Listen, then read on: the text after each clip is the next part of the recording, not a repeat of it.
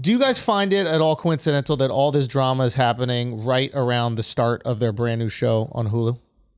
I didn't even think about that. Wait, are you telling me they create controversy just to get ratings? I'm just wondering because like right now, like we're looking at it as this like huge thing where like Kim's being bullied and she's the victim and it's all this other stuff. And it's like, well, when do you start living your life online only, and then when do you stop? Because like I think they were pretty much okay with Lamar Odom going through his troubles. I think they gave him the for crack. Everybody. I think they gave him the crack. That's a hot take. That's a hot take. They might have gone that far. Is it a smoking take? Maybe Smoking hot? yeah. I know. I'm just like, how bad should we feel? I don't. Yeah. I don't. This is the deal you made. You signed up for this. You created this. And not only how bad should we feel, it's like, do they want this? I think at the very least, Chris wants it. What's the mom's name? Chris? Yeah. She wants it. Yeah. She down for all of it. Yeah. I think she loves it. Kim might feel some kind of way, but she's not going to go against her mom. Yeah. And I think this is the beast you created, and now you have to deal with the consequences sometimes of your actions. Yeah. And that's just what's happening. Yeah. Both of them. I feel that way about both of them. Kim, you married Kanye. Did you expect him to not spaz out sometimes? Mm-hmm. And Kanye, you married Kim and had kids with Kim. Did you expect her to not put her daughter's life online? That's the whole model. That's how you got to know her. What did you think was going to happen? Right. Neither one of you guys thought this through, and you both seem flabbergasted that it's happening. Yeah. I wonder if they're both in on it. I hope so. I wonder if they're all in on it. I don't know what Kanye necessarily has to gain. I mean, he wants attention. Yeah, I guess you're right. For him, it's never been negative and positive attention. It's all just been he put on a MAGA attention. hat. I mean, he'll definitely fight for his kids And or whatever that is, right? Like, and that is why him and Kim kind of are a match made in heaven, because for both of them, all attention is good. Yeah. There's no negative, there's no positive. It's all good. Yeah. We win in all of it. So Yeah. maybe you're right. yeah, I'm not familiar enough with like how deeply involved in his kids' lives he is, and because you hear all these rumors, like I hear some rumors like he's at all these games and everything like that, and he's like really part of it, and then I hear other rumors like he was just living in Montana or Wyoming, wherever the fuck he was. Yeah. And so I don't know how intimate his involvement is, and I don't know if this is like a ploy to get public sympathy or he's truly trying to have his kids, come to his events, etc. I don't know what to think, but we're talking about it. And maybe this is what they want. And maybe they've all managed to make a lot of money off of us talking about their lives, and not just us, but like the world. It's impressive. There's a war going on, and we're talking about the real war, Kim and Kanye. The custody war. Isn't that crazy? Yeah. That's the new trailer for their show just dropped today. I saw that. Yeah. And like features all the characters, and Yeah. it's basically like, I mean, this is what I guess reality TV is. It's like this hybridized like social media plus like contemporary media mashup. Yeah. Probably like- hybridized scripted plus unscripted. Yeah, exactly. But like it doesn't only exist on like TV. Like it has to exist in the real world, which is social media. Yeah. Which I think we're gonna realize like all of this shit is the way when people found out that like, what was that one reality show that people found out was fake? I mean, they're all kind of fake, but I think like The Hills or something. Oh yeah. Like Like the whole time it was like filled, yeah. the whole thing came off, and everyone was like, "Oh wait, we thought it was real." I wonder if that's going to be like this era of social media. Yeah. And I wonder if we'll care. I mean, I think people will care as much as The Hills, and they'll be like, "Yeah, of course it's fake. Yeah. It's on Instagram. Duh, it's fake." Like, you know what I mean? But I just think we're just bought into like the new level of like reality, which is like this digital social media reality. You know what I mean? Yeah. I've been watching I just started Drive to Survive again. Like the new season came out on Netflix. How is it? It's I've the heard it's F1 very show. good. It's phenomenal. It's just the best show. And what is always so interesting about it to me is that like I know the outcome of these races. I know the outcome of this season. Right. A lot of these drivers aren't even with the teams that they're on in the season anymore. Yet I'm still watching. Right. And it's like, why are you doing that with This your head? is our Kardashians. That's the thing that I was trying to I make. just let you finish. That's why you were saying it, and I was Yeah. just like, oh, fuck, you're right. So it's like I'm reliving these moments in the same way that we relive like a Super Bowl. Like you ever see like a team after you win a Super Bowl, you watch the documentary of the team winning the Super Bowl, and it's just as fun. It's just the most exciting parts, right? It's like the protein packed, like the sweet, the salty, it's everything. It's like the umami or whatever that fucking phrase is of the Super Bowl. And it just delivers to direct 30, 60 minutes. Yep. And we already know all the drama with the Kardashians. This season is going to recap all the things we already know. Maybe it gives us a little bit more, right? Maybe they're like, what is the immediate reaction when Kanye is acting like this, etc. But I mean, if you think that Kanye is going to be looked at favorably in this documentary or in this show, you're out of your fucking mind. So maybe this is him also like fighting for his narrative. It's like he hasn't mentioned that at all though. What? I would assume that he because that shit ain't out yet. Yeah. He don't know what it's gonna be. He doesn't know the edit. But if you're suggesting He he's knows. working now in order to get ahead of the bad press from the story, then he would mention that, be like, guys, I'm fighting for my kids and they're trying to just get clicks and views for their show, blah, blah, blah. That's Yeah. true. Like, Yeah, I yeah. would assume he would bring it up if he was actually trying to get ahead of it. And maybe he has. I'm not exactly sure. Maybe he he- alludes to it sometimes. What does he say? Like just the nanny is like, oh, the nanny's like saying bad shit about me, like behind my back, and like turning Kim against me, and like he's trying to create the narrative where it's like everybody's out to get me. I saw Make 'em something look that they bad, yeah. leaked. Maybe it was part of the trailer, but of Kanye maybe saying some unfavorable things to Kim. And I think that you're going to see a lot of that. And then when couples beef, there's unfavorable things said. Yeah, if you get upset at somebody, if either thing a spouse says in a fight, it's like you probably haven't been in love. Yeah. We be saying some crazy shit to each other. And also think about it, like that's what you say while you still love them. Yeah. What if they don't want to be with you anymore and they have the access to your kids? Yeah. Like people who've been divorced and like have kids understand this stuff. Yeah. But none of us have. Nope. Imagine someone trying to take away the most important thing Yep. in your entire life, Yep. right? I mean, that for Kanye, I guess that would be taking away music, but I believed you. I took you seriously. but like that's a crazy thing. Like I would go crazy. I'd go temporarily insane. Yeah. Yeah, but you get made fun of if you do that online, though. If you're a dude trying to get your kids back, like you're just getting clowned on. Like what? That was that dude Tyrese, that musician. Do you remember this? No. He like went on live. and was Tyrese like, Gibson? Yeah, he was like, I want my kids back. Like, and he starts crying. It became a meme. You've Oh, seen I You've remember- probably yeah. seen the meme now. Yeah. And the meme is from like the darkest moment in his life. That's what happened? His wife was trying to take his kids away? Something like that. Like, I don't know the details specifically, but I just know he was on live crying about like trying to get his kids back. And everyone was like, look at this fucking loser crying Yeah. about his kids. Because I think the assumption is that we were like a piece of shit dad, and now all of a sudden we want the kids when they're gone. I think it's rare that we assume a guy's the best dad in the world, and then the kids are being taken away. Yeah, I do think though you're gonna look at it differently if the wife is a Kardashian. Keep And going. not that you're not there for your kids, but like what you are exposing your children to, like the level of attention, the level of exposure you give them on purpose, Yeah. the level of exposure you monetize. To me, that shit is gross to do to a baby. Like y'all got enough money. She don't need to be on TikTok. I'm completely with Ye on that. What do you possibly have to gain? She could get followers. Kylie, I've heard talks about being anxious and fucking depressed and all these other things. Sure, she got the bag, but y'all got enough money for generations on end. You could actually focus on raising a healthy, happy kid at this point. So if I'm Kanye, I would be like, yo, take her off TikTok. What the fuck is wrong with you? Yeah. You crazy? And Yeah. apparently she was on TikTok saying like she fell in love with like an emo girl or something. I think this is like what Kanye alleged. Is that true? It was singing the lyrics to some she was song. singing? Shifty, Okay. I hate when you just laugh at us, dog. That's what Kanye You don't said say in his nothing, you video. just laugh. Very That's condescendingly. what he said in the video. He was like, I don't want her talking about falling in love with an emo girl. I didn't see North's actual TikTok. Yeah, we're not watching that Shifty, you creep. Yeah. I just love that earlier in the week, though, the news story was her getting blasted for making that comment about the best advice for women is to get up and work your ass off. Yeah. So she probably loves all this Kanye stuff right now because everyone's forgetting it's about distracting being her. trashed earlier in the Kim week. just can't talk. I think that's what happens. Like, no matter what she says, people hate her. If she takes pictures where she looks hot, that's awesome, right? Like, and then literally that's it. Yeah. Like, outside of like looking really good in pictures or showing up at events or taking fun videos with a kid, if she offers any advice at all, it's like, you suck dick to be here. It's her Yes. version of shut up and dribble. Literally. But it's But kinda shut not up and fair, drool. You know what I mean? Shut up and dribble. So it's like that's kind of crazy, but it is true. It's like we don't want any advice, and I don't care because she's right. What she's saying is right. It's just Yeah. the wrong messenger. Do you think that's It's fair, the though? wrong source. What do you mean? Like that if she gives any advice about like business, working, entrepreneurship, people are like, yo, shut up.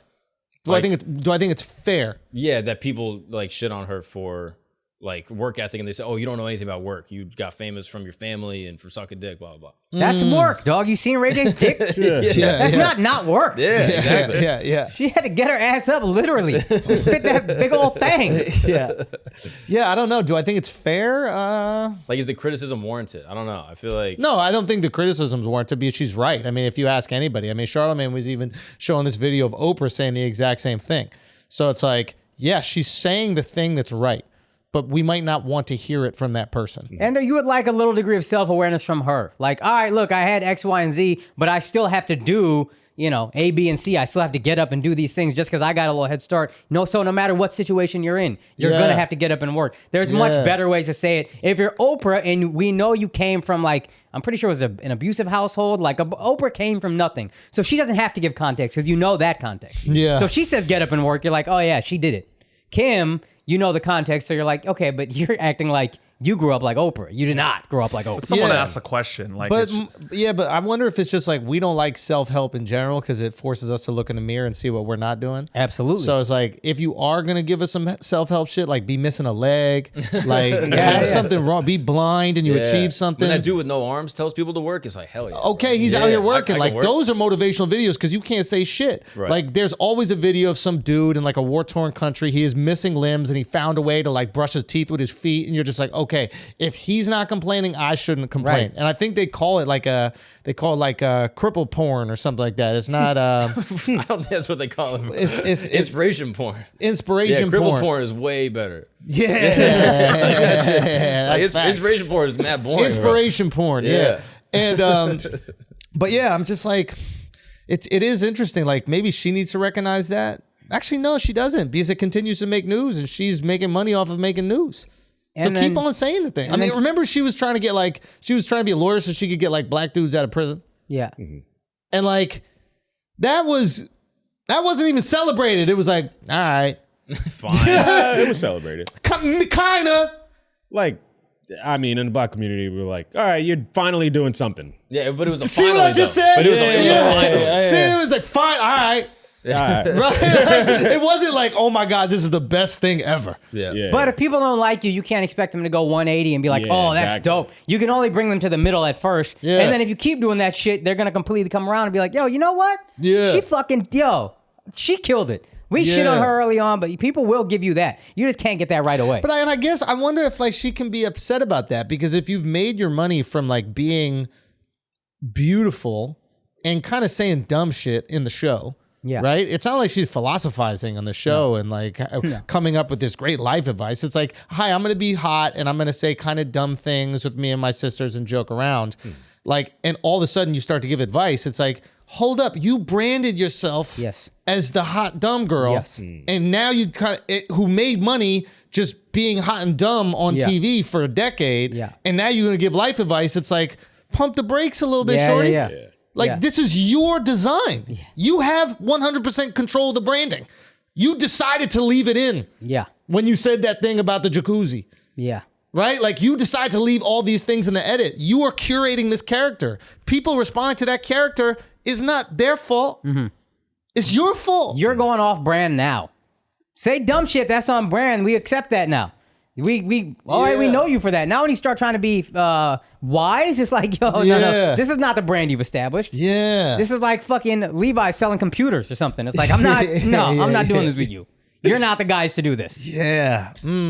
So what is she? Even Trump didn't do that when he ran for president. 'Cause What do he you had like mean? similar background, like born into wealth, has his businesses, like got famous through like reality TV. Yeah. And then ran for president, and then all of a sudden switch up and be like, oh, you got to treat people with respect. He just kept on being the same dude. Yeah. Yeah. And then that's what people responded to.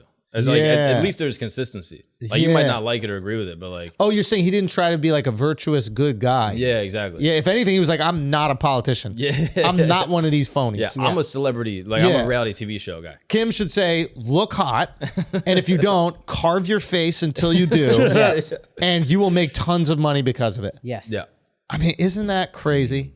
It's that simple. Yeah. Dude, I posted a picture on Instagram of me shirtless. Yeah. That was a great pick. It's a phenomenal pic. I'm excellent- eating a king excellent cake. photo. It was some fun, it was some fun content. I just want to point out something. Here, I'm gonna pull it up right here. 500,000 people, over 500,000 people it reached, right? You know where I'm going with this. Infamous tour update. Important news. We added a second show in New York City, Radio City Music Hall. Okay, very excited about this. It is a 10 p.m. start time. So all you Jews that had your fucking Seder that you had to go to because it's the second day of Passover, how many fucking days do we need a Passover? Okay? This, you have a nice tight Seder. Small, tight Seder. You're going to be with your family the whole fucking time anyway. You're going to get tired of them. You shut it down. You have an hour Seder, you leave, and we'll see you at that 10 p.m. show, okay? And for everybody who didn't want to go to a show with tons of Jews, we have the first show. Okay? There's really no tickets left for that one, but maybe you already gobbled all those tickets up, okay? So if you want super Jewy show, you come to the second one, and you want the really fun show, you go to the first one. No. So second show up now. Go get those tickets as soon as you can because they will be gone. Also this weekend we're coming to Cleveland, next weekend, Cleveland, Pittsburgh, and Montreal after that. Very excited. Vancouver, we're closing out the show. AC, I think, is sold out. Thank you guys so much. I think we got like 8 or 9 total shows left for the Infamous Tour. Never be performed again. So if you want to check out the Infamous Tour, make sure you come to one of those dates. And Akaash, what you got? First of all, let me just say Andrew's very excited to be coming to Cleveland. He can't wait. This weekend, guys, I'm in San Antonio at LOL Comedy Club the 18th through the 20th, Friday through Sunday. Bring that ass through. The week after, April 1st and 2nd, Toledo, Ohio. I'm coming to Ohio. Funny Bone. Come, please, for the love of God, so I don't kill myself. Worst weekend I ever did in my life was Toledo, Ohio. Hey, let me tell you something. I did a Sunday show at Toledo, Ohio. I have a feeling that Sunday show is where I kill myself. Yeah. I have not done a Sunday show since. Yo, I swear to God. I swear to God. I said I'm not doing any more Sunday shows. I swear to God. I looked at this and I said, why am I doing a Sunday in Toledo? No. This is the last Sunday show I ever do. No. So if you guys want to come to the last Sunday show I ever do in my life, Toledo, Ohio, Funny Bone. Also, April 8th and 9th, Tampa Improv. That's a nice city. We'll have fun there. And April 22nd and 23rd, Toronto. Hurry up. Let's sell that bitch out so we can add another show. Royal Theater. Tickets, more dates on my website at AkashSingh.com. Now let's get back to the show. All right, guys, we're going to take a break for a second because I got to stop you guys from balding. If you haven't paid attention to me before, you're going to pay attention now. Look at this beautiful head of hair I got on me right now. This head of hair is brought to you by Keeps. This should be gone. It should be gone. Over a decade ago, I noticed a little balding, and I was like, I got to do something about this. I started Googling. I'm telling you, this Keeps might be the reason I'm married to this day. It really might. I might be successful enough to be bald, but some of y'all are not. So you need to keep your fucking hair and stop playing around with the rest of your life, okay? Keeps is the difference maker. You can keep your hair. It is a choice now. Don't be one of these stubborn motherfuckers that just goes bald when you don't have to, okay? You in the gym taking care of your body, you with Keeps taking care of your hair. Be the best version of yourself, and you can do it with Keeps, okay? They have convenient virtual doctor consultations and medication delivered straight to your door every 3 months. They got the 24/7 care and support if you need it, and it's low cost. The treatment started just $10 per month, and Keeps offers generic versions of the 2 FDA-approved medication to prevent hair loss. So, what you're going to do right now, if you're ready to take action and prevent hair loss, go to keeps.com/flagrant to receive your first month of treatment for free. That's keeps.com/flagrant to get your first month for free. keeps.com/flagrant. Now let's get back to the show. Over 500,000 people. Over 500,000 people. I just took my clothes off and and posted online, and I'm not beautifully carved into the perfect. Don't say that, bro. Don't physical say that. specimen. Bro, you got a nice little body. No. Let him get to his point. That's the important point he's making. Don't cut it off with jokes. Thank you. I noticed I like that shit. Good for me. So, like, what I'm trying to say is I just got naked, and the amount of engagement that I got was unbelievable, and I don't even have the perfectly desired body for Instagram. I have majority male followers, and it's just so salacious that I'm naked that over 500,000 people liked, engaged, interacted with this post. Yeah. Don't ever tell me about hard work ever again. Now Don't ever fucking mention hard work ever again. There is a Down syndrome model for Victoria's Secret. Yeah. The job is so easy. Sexy. The job is so easy. Sexy. Whatever, but you know what I'm saying? That you literally don't need how do I not be... You could be retarded. Oh my God. Right? Well, cousin. Yeah. You could be family. and do Exactly. it. So stop it with the hard work. Stop it with the hard work. Was this as much work as one of your stand-up clips that you sit there and For edit years. maniacally? Fuck, edit 15 years being able to think of these things in the moment, come up with these ideas, be witty, interact with an audience, know how to push the limit. Like my whole craft. Naked on a bed with cake over my dick. Hard work. Get to work, guys. Hey, you want to be successful? Work your ass off out there. Right? I get the frustration. Oh my God. Right? What a dumb bitch. Yeah. Like That really put into perspective. people don't work hard enough. Because of you!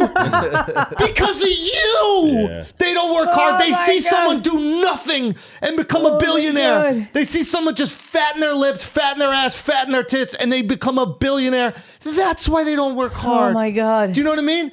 Lance Armstrong had us on a bike. With right? one nut. Yeah, everybody with cancer bought a bike that year. Yeah. Because of Lance Armstrong, you could pedal away your fucking leukemia. How amazing would that? And we got mad at him for taking steroids with cancer. With we're cancer? like, bruh, he's risking his life. Yeah. Even more for this. Yeah. And we're mad at him. Yep. Because you didn't work hard the honest way. Come and Kim on, did. bro. The honest way. on. Nothing about her life has been honest. The Rock is in the gym every night, Every showing me his night. palms. Wait, what? I have a palm check with him every week. If I see there's fucking scabs, I know he's been in the gym. Let me see a fucking palm check, Kim. Yeah. Are they saliva filled?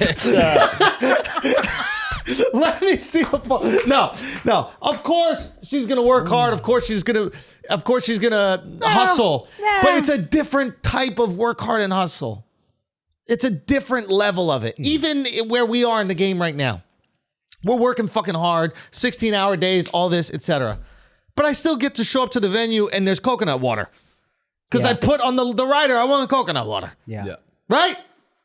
Like that, it's a different level. Yeah, we're working our ass off. It's different than somebody like picking up logs. Yeah, people are doing construction and they work hard. hard. Yeah. They Real hard. really work hard. And some of them don't sitting around all fucking day. Yeah, union. Union. Yeah. Hey, that's some Yankee shit, Yeah, bro. that's some real shit. We think all construction workers work hard. What about the guy who just stands by the shit that says don't cross? The mafia friend. Yeah, that ain't that hard work. Not Yeah, everyone. yeah. The Mexican But in the motherfucker's not on the South, books. That's hard work. Union free Hollering at South? girls passing by. All That's day. hard work. You know, bro. they need lozenges and shit. They need water, stay hydrated. Yeah, word. You know what I mean? The weather changes. You were prepared for overcoat, and all of a sudden it's fucking sundresses. Yep. You got to switch your whole shit up. Mm-hmm. Yeah, it's a hard work. Yeah, it's hard work for them. I guess everybody works hard. Do you know? Yeah. What the hell just happened to your point? I don't know, bro. You had a great point about Kim not working hard, and then he made it everybody works hard. Yeah, I guess. What the hell happened? Yeah, He had yeah. all his momentum. Yeah, well, I was being sarcastic with the Yeah. construction worker, Akaash. Pay attention. This fucking idiot tapped out of our discussion about construction workers yeah, not well, I working guess hard. everybody They get works angry hard. at me that he's not paying attention to What a sarcasm. shitty delivery. I guess everybody works hard. Stop being so sincere. We weren't. We're being explain it to him, Alex. He's being sarcastic. I don't get it. I know, because you weren't listening. Oh, I was listening. Okay. I was waiting for more Kardashian hate. Point is you created this idea that you could be famous from nothing. Not just you. There are plenty of people before her that did it. There are plenty of people that do it just right now. 100%. But we don't exactly live in the work hard, you become famous era of American society. And who's to blame for that? I don't know. I'm not going to put it all on the Kardashians. You could put it on social media and the fact that it looks so easy to become a millionaire, billionaire, whatever. But they definitely play a part in it. So some acknowledgement of that would be nice. Right? Yeah. It's funny watching her turn into an old white man, isn't it? Go. Isn't it funny watching all these groups that think they're marginalized, not even just like women in general, white women, whatever. As soon as someone gets successful, all of a sudden it's, man, all you gotta do is work your fucking ass You know why off. that is? I realize why that is. There's Pull a yourself up selfishness. by the bootstraps. No, but for real, there's a selfishness because none of us want to discredit our own success. So if we say you have to work hard, it implies that we are here because of our hard work. Right? Yeah. And that's the only thing that's separating you from success is hard work. Yeah. Right? That's our advice. Now, 100% working hard is going to get you more success from where you are. Right. If you're working at like a 70% and you bump it to a 90, you're going to have more. You're going to have more at your job. You're going to have more at your business. You're going to have more in your relationship. Yeah. You know what I'm saying? Like, Yeah. I'm sure. I mean, you can speak on this. You put work into yourself to 100%. be better, and it worked. Yep, 100%. It was amazing. Yeah. So it's like that is going to work, but you don't want to hear that from everybody. Yeah. But it's also, though, when you're successful, it's like, look, I do work hard, but also you gave me a lot of opportunities. You can't both just exist. Like, isn't there that saying that luck is when opportunity and hard work meet? Yeah. It's possible to have context with it. And fuck, I remember a Fresh Prince line that stuck with me forever. Uncle Phil said to Will, people open doors for me. It doesn't make you any less of a man to walk through them. That all of you are going to get that opportunity, or hopefully all of you. And if you work hard, you will get there. Yeah, that's what. But we all get opportunity. We all have luck. You got help from Charlamagne. I got all the help in the world from you. That's what I say hard. to comics all the time. Is like, if you work hard, you're gonna get your shot. Yeah. Everybody gets a shot. That's good, and I mean that sincerely. Everybody that's good gets a shot, and you get good by working hard. Yeah. So everybody that works hard gets a shot. What you do with that shot is up to you. Right. Right? You know, I got a really cool opportunity, do a podcast with Charlamagne. Yeah. If I didn't work hard and I wasn't funny, I wouldn't have had that opportunity. Busted your ass more than anybody I know. Charlamagne got a great opportunity working with Wendy Williams. Right? And he busted his ass and he made something out of that opportunity. So everybody's going to do, what are you going to do with that? Yeah. Right? Kim got her shot in a different way. But she milked that bitch, literally. She did. You know what I'm saying? And then turned it into something else. That's 100%. It's just so easy to offer the work hard advice. I get the resentment, especially coming from them. Yes, 100%. I just think it lacks a certain self-awareness when all you say is, get your ass up and work. Nobody wants to work anymore. Yeah. It's like, I don't think you can say that without context. Exactly. A guy from nothing, even Jay-Z saying that, you'd be like, you know what? Fair enough. Yeah. This guy went from fucking selling crack on a corner to a billionaire. He also had like a God-given talent. That's the other part that like people don't recognize. Like if LeBron James works hard, he's gonna do a lot more than if I work hard trying to become a basketball player. Yeah. Like he just has this natural ability, which is kind of luck. But Yeah. it's also kind of It's not. a blessing, but he's also, I believe if you put that guy in a middle-class family, he's still at least worth $100 million because he's just a fucking brilliant guy. Yeah. You know what I mean? But like what gives you brilliance? Like And- it's part of your upbringing, but it's also like your just natural IQ that you're born with. One Also, thing, your skill being valued by the public. that is big. You could Okay. be the best rapper in the world at a time where like nobody's really listening That's to rap. true. Like there's probably a ska musician right now Right. that's the best ska musician ever, but because ska's not having like a moment right now, then he's not going to be as, financially successful. The If best it- juggler in the world is making what, $60K a year. Kim K was no. But yeah, 100%. So it's like hoping that your God-given talent meets a society that values it. Yeah. And you working your ass off in it. Yes, there's a bunch of things that, circulate around success. Yeah. Luck being one of them and talent being another. But I think we can all agree that working hard in no matter what it is going to give you an advantage, at least over those that don't work as hard. Yeah. No matter what the field. So it's the right thing. It's the advice we would give anybody. It'll move you from your starting block. 100%. But think how much more eloquently that was said than get your ass up and do the fucking work. Yo, what Nobody if she wants to work said, anymore. what if she literally came up there and she was like, listen, we all know how I got here. Like, what if she started with that? We all know what started. We all know what gave me my shot. But- right? But Bang. hard work is what kept me here for the next 15 years or whatever it was. If she said that little disclaimer, every girl would be out sucking dick. But low key, maybe not the best thing. Best thing to happen to black dudes in American history. She just got them all out of prison. Yeah. All right. Now, not to belabor the point, but just briefly, is there any party that's happy that Pete's finally firing back? That he's like fighting back against Kanye?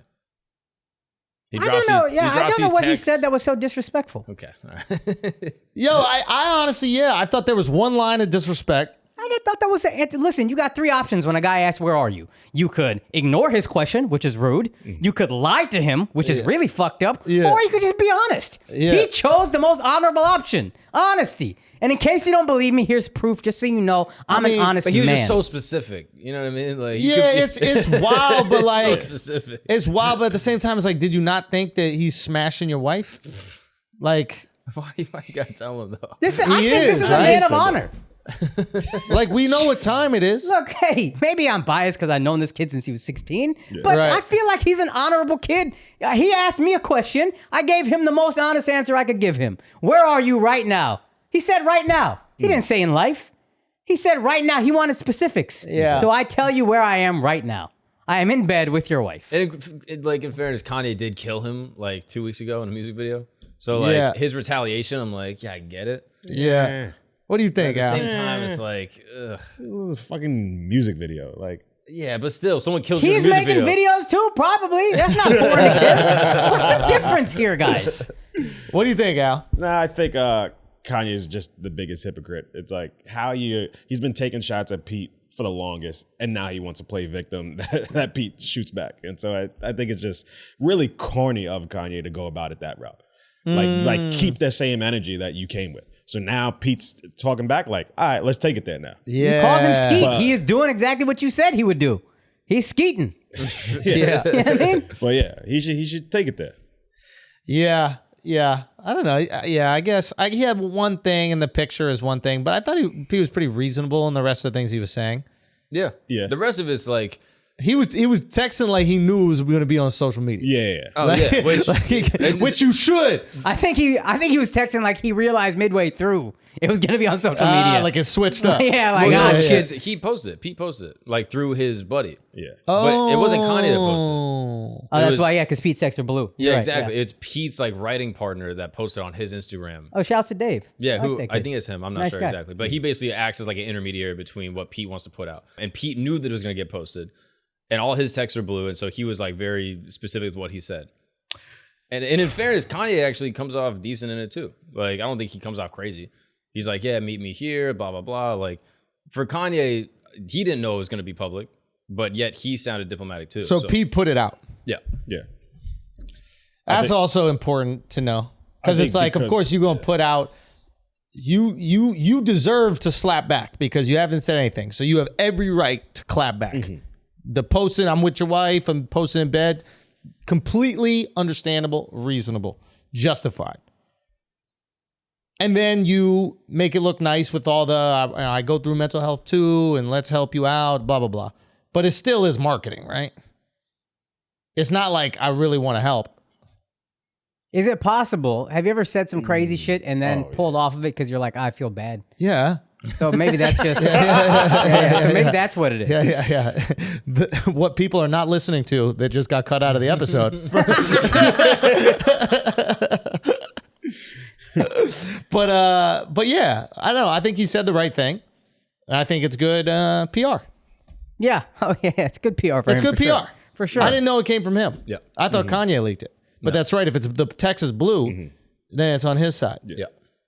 Huh. But But Kanye he also just- doesn't sound crazy. So part of me is like, do they both know this is going to go out? Like, at what point? Kanye sounds like he wants, Pete to just show up to his event to make a whole thing out of it. Yeah. That's what it sounds like. It doesn't sound crazy or not crazy. It sounds like he just wants to continue to buzz. Like, what would be better than him showing up to Sunday service and them hashing it out there? Oh, Like, I figured he just wants him to show up so he could fight him, but he just doesn't want to do any work to go out of his way to have to fight him. He ain't fighting him, bro. I He think leaked would. where he was staying. I honestly think he would. Where? What? In the text. Pete did. BHH. Yeah, Pete. That's That's where Pete's staying. the part you respect the most after in bed with your wife is, yo, here's where I'm staying. Come see me man to man. Beverly Hills Hotel. He said like, I'm here. Yeah. Come through. And then Kanye's like, come to Sunday service. And he's like, we don't need all those people, which makes him look like he's down. He's ready to go. Even if he's not, leaking those texts makes you look like you are. And then all the disrespect that you received makes it seem like you're down to fight or whatever. So you Yeah. look at him a little bit more like, oh shit.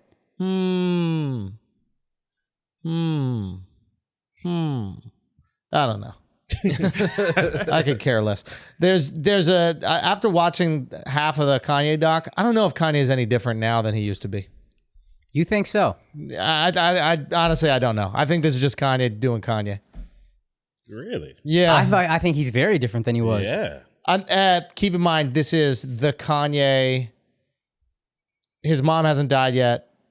What, are you done with episode 2? No, I think I finished episode 2. I'm into 3 a little bit. When Okay. he was calling Cootie Chike. Yeah. I haven't and even. he's drunk. Yeah, and he's drunk. Yeah. Wild. But like, yeah, I don't know. It just seems like, It seems like you see a flip as soon as he gets success. yeah. Like there was a moment, and I'm saying from then to now, I don't see much difference. From that midway through episode 3, yeah. Yeah. End of episode 2, and I haven't done 3 yet because it was weird.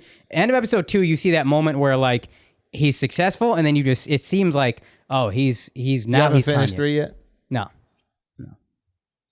What? No, right? No, I finished. Remember I said that shit was mid and y'all jumped all over me Nah, and y'all haven't even stop it. finished Nah, it the was fucking fire. thing Stop. It was that y'all fire. was stroking like It was crazy. amazing. Y'all Stop. haven't even finished the thing. I finished all 3. We're trying to savor it. Stupid. Y'all were killing me trying to save because it. I didn't finish it and I thought it was mid. You It's a thought it was some fine crazy wine. hot It's a take. fine wine. You don't. Y'all were guzzle. killing me. I haven't, you know what I mean? I've been working. Yeah. Get your ass up. No, Hey, you're Andrew, right. busy, get bro. your ass up Part and do 1 the and work. 2. We Part 1 busy, was bro. amazing.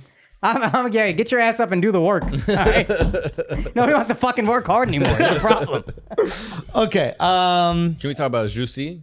Yeah. Let's talk about something interesting. That was disappointing, man. Who, Jussie? Yeah, man. Just telling us you're not suicidal like that. Like, come on, bruh. Kill yourself, please. Yes. I had enough.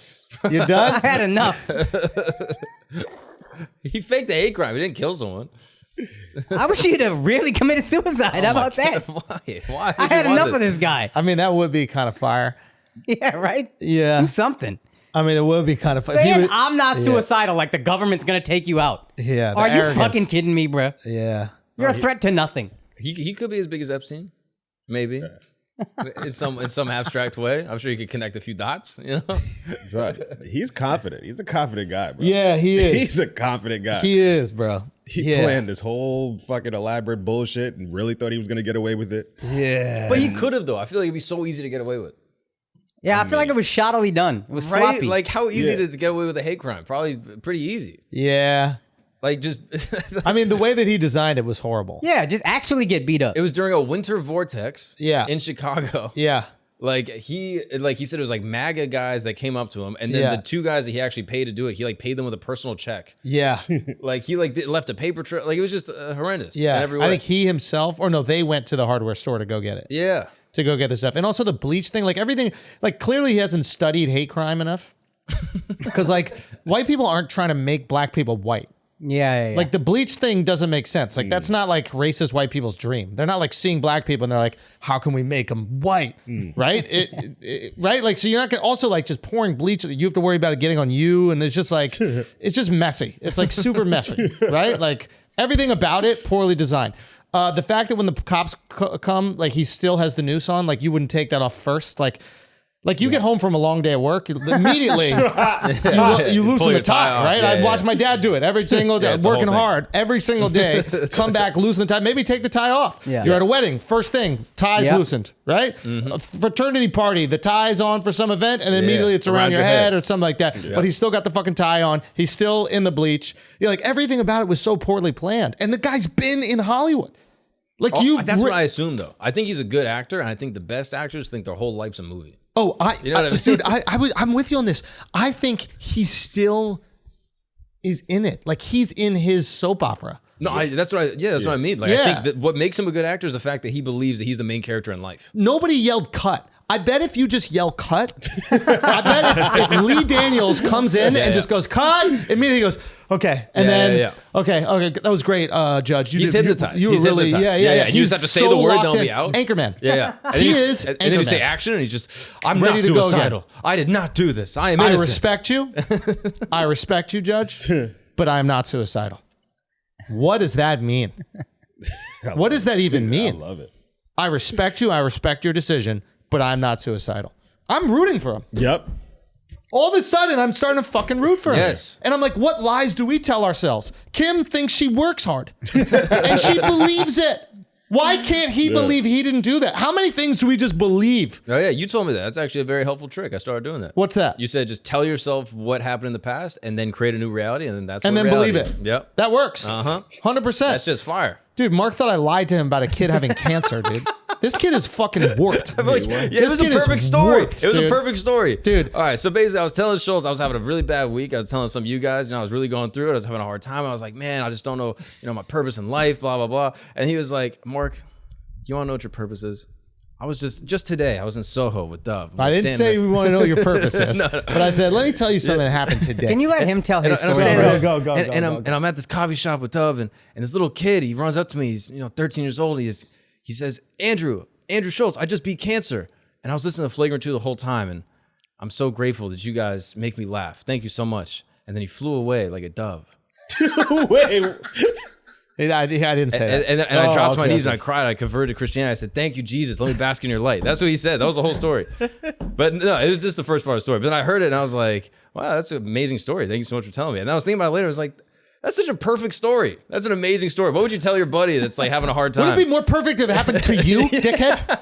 What do you mean? But it didn't happen to me. That's I my know. point. Do you remember the kid? Come on, are you kidding me? You're being a Are you dickhead kidding right now. me? You're being I a told you dickhead. this yesterday and you were like, You're being a dickhead right I now. told you this yesterday and you're like, no, it's true. this story You're I was being a like, no, dickhead. are you No, it's kidding not me? fake. It was fake? Listen, Ben right now, who's listening, Ben. Is it real or is it Ben, fake? and you were with a woman, or I don't know if she was your mom, I don't know who she was, but you came up to me outside of Ame. This is when we went to Ame What did the he other look day. like? What did Ben And there look was a like? kid that came up to me.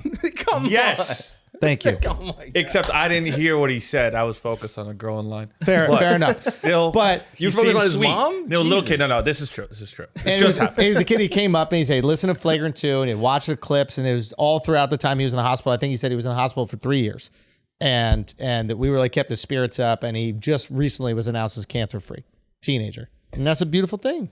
Well, Why thank you, don't Ben. you believe him? It was just such a perfect story. You're going through a hard time and you call up your buddy. He's like, well, you know, you actually. What a dick. Well, I'm just saying, it was a He's trying perfect to help story. It you was a out. perfect story. Everybody thinks I'm a liar. You deserve to be sad that week, dude. You know what I mean? Piece of shit. I'm trying to give you some light to bask It was an in. amazing story. Yeah, life is about stories, Bible boy. You know what I mean? Like, fucking A. You believe those stories. Not this one's completely plausible. You didn't write it down. That Say was the again? issue. You didn't write it down. How do you know I didn't write it down? I guess, no, you didn't write it down. No, you told it to me on the phone. Yeah, the original Bible wasn't written down. Yeah. Right? It was motherfuckers talking all day. Yeah, oral history. I don't know. That's dicey. All I'm saying is that's a real story. Ben, DM Mark to let him know. Shout out to you, Ben. I Okay. appreciate you. Ben. Thank you for listening. I'm glad we could help you through that difficult time. Yeah. Now, what did that have to do with what we were talking about? I forget. Oh, you faked a love crime. I faked a love crime. Yeah, the opposite. No, I didn't fake a love crime.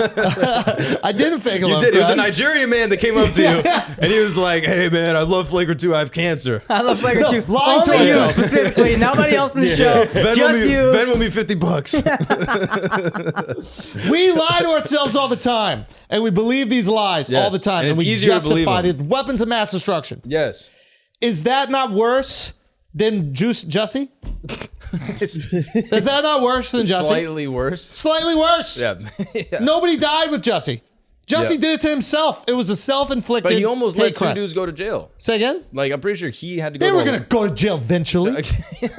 Wait, what? Wait, what? No, not the What's going on? Nigerians. Wait, what happened? Not the Nigerians. Oh, what? Yeah, these other guys, he had to do like a lineup and pick people out. And he was like, I think it was them. Yo, they deserve to be in jail. Why? Cause they were in on it. They too faked not a the hate crime. Nigerians, bro. What? Just random people. Some other White dudes. people. Hey, you know what? Isn't it time white people took the fall for something black people did for once? Yeah. Ain't that? Hey, that's the justice system working its Yeah. way. That's the OJ, but the other way. Yes. Wait a minute. Isn't that happening right now? How so? Ukraine. What did black people have to do with that? Hold on. Obama didn't do shit when Russia went to Crimea. Pussy ass. Okay. Pussy ass Obama. Pussy ass Obama didn't do shit when if Russia O- busted down the doors in Crimea. If Obama was harder on him. Yeah, all these if white people Obama would've been lit it saved. up, we wouldn't be in this situation right now. Oh. You know what I mean? Matter of fact, Trump pussy too for not doing something. Mm-hmm. Step it up. Trump with all that tough talk, why don't you snatch back Crimea? Oh. Yeah. Okay. I wonder if there's more geopolitical layers to that, but Fuck layers. Yeah, fuck layers, right? Fuck layered thinking. America is pussy right now.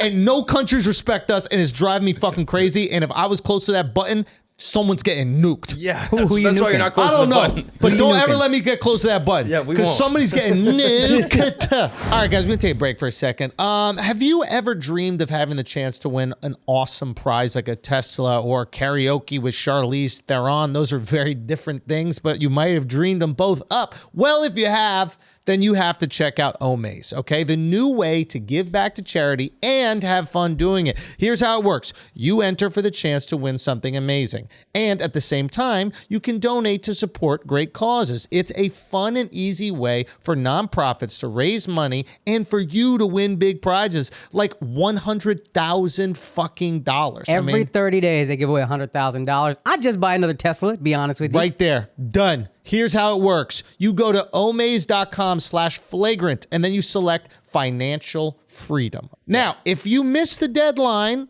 for the $100,000 this month. Don't worry, because Omaze is giving you another $100,000 again next month. Omaze has raised more than $150 million for over 350 nonprofits around the world. So hurry and enter today for your chance to win $100,000 or other life-changing prizes and experiences at omaze.com/flagrant. Plus, receive 20 extra entries when you enter the code FLAGRANT20. That's OMAZE.com/flagrant. Okay, remember, no purchase necessary to enter or win. Visit omaze.com/flagrant for official rules. Now let's get back to the show. All I'm trying to say is America is acting pussy right now. Okay, and but again, I don't know if that's exactly what's happening. We need a geopolitical expert on the podcast who might also be able to build anything. So we have a DIY expert and a geopolitical expert. We have a good friend of ours, and if he was only here with us right now, we could probably get to the bottom of this whole Russian situation about America being kind of pussy and nobody respecting us on the global front. We have Ben Uyeda with us right now. Everybody, what's up, man? Magically in place, the genius of editing. Talk to us.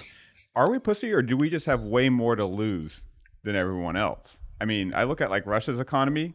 They don't even make what California makes. Our most socialist state makes more money than that entire socialist country. Okay, so they have nothing to lose, you're saying. Right. Like, I got in fights when I was in my teens and 20s. I didn't have anything to lose. I couldn't get sued. Or if I did, it's like, good luck suing me for what? Like American Eagle torn jeans. But when it comes to now, it's like, we have a lot to lose economically.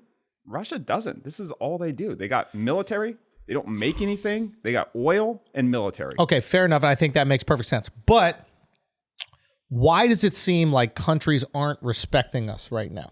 And when I mean countries aren't respecting us, you have like Iran shoots some missiles at the U.S. consulate, but it's not exactly the U.S. consulate. It's like territory in Kurdistan that the U.S. consulate occupies. Apparently, it was like some retaliatory shit to, I guess, an Israeli mission where they took out a few colonels in Syria. Then you have like India just straight up doing a deal with Russia for oil, not even considering how we might feel about that. You got, who else? What else? I mean, there's a few. Dubai, Saudi Arabia, not even answering the phone. Calls, like, I think they look at us like a rich kid that doesn't quite deserve what they have, but they still don't want to get too offensive because we won't invite them to the party. They still all are interdependent with our economy.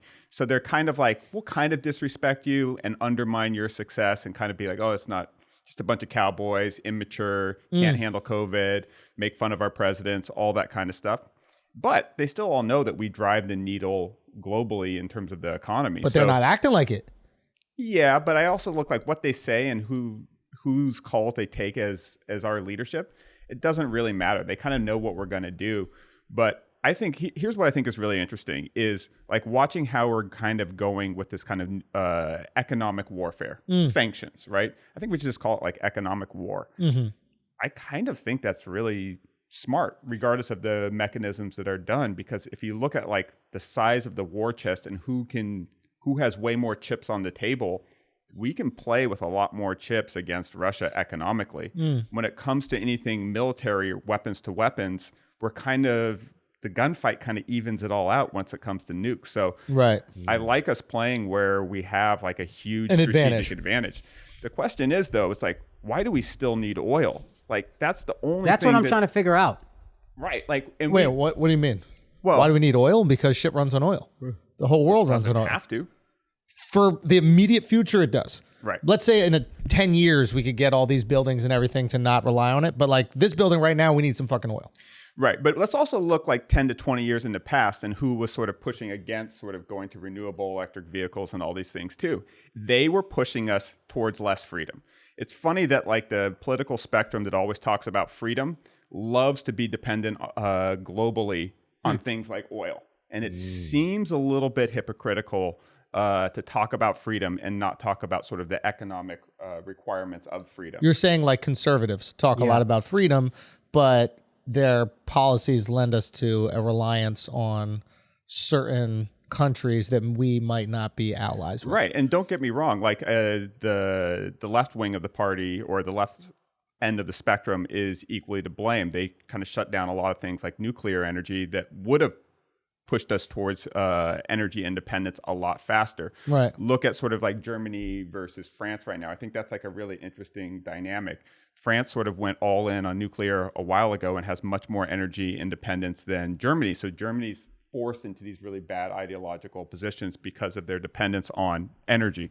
So I think those are sort of the interesting sort of takeaways, but the whole kind of like, Germany's fine with nuclear energy. They just don't want it to be on their territory. Yeah. That's their fraudulence. Yeah. They're like, we're not going to do it. We're not going to build any power plants, but we're going to use the nuclear energy of the people around us. So it's still nuclear energy. Yeah. But I don't like the talking tough thing. It's so easy to be tough when you have nothing to lose. When I look at the people that pick fights, they're people with nothing to lose. That Reputation is a lot to lose. Yeah. The fact that two countries, or at least Saudi Arabia, number one, should be answering our call every single time we call. I mean, there should be a specific ringtone that's just the United States of America. And they pick up immediately. They go, thank you so much for our existence. We really appreciate you making it so that nobody comes and invades us and taking all this valuable oil. We really thank you so much. Thank you so much. Thank you so much. What can I help you with? That's how they should answer the phone. Every single time. In perfect English. There is no way. There's no way that communication isn't really happening, though. So that's the other thing. Okay, maybe there's like It's all posturing. It's all It's like posturing. if Netflix calls you. Ah. You're going to take it. You might just like let it ring a few times. Interesting. Okay. So you're saying that they're putting out propaganda that we're not having back channel conversations with the United States of America right now. Put it this way, there's no major platform that you're not taking the call from. Doesn't mean you're going to go with them. Doesn't mean you're going to like not play a little Comedy bit Central coy. wouldn't take the call. Yeah. Comedy Central can't pay their phone bill. What are we talking about? So I don't know. Like, again, like I don't worry about those things. I worry about one, I don't want nuclear war to happen because that erases all progress that all of us has made individually, collectively, everything down to zero. Everyone loses. There are no winners in sort of nuclear war. We won last nuclear war. I'm kind of with that. I'm kind of with that. Depends who drops it. Yeah, We got we no dropped nukes, it, dog. and then everything worked out great. Nuclear war's been great for us. So I was You know what I'm saying? For us, sounds that, crazy, that but- shut everybody down. I don't know how the war was going. You've been on both sides of nuclear war. You're half Japanese, We half have a American. real half Japanese person here. as someone that's been on both sides and literally Worked out for y'all too. well, Hold on. Let him get there. half the family was locked up in concentration camps here in the U.S. And After they dropped the nuke, they probably let him out. Yeah.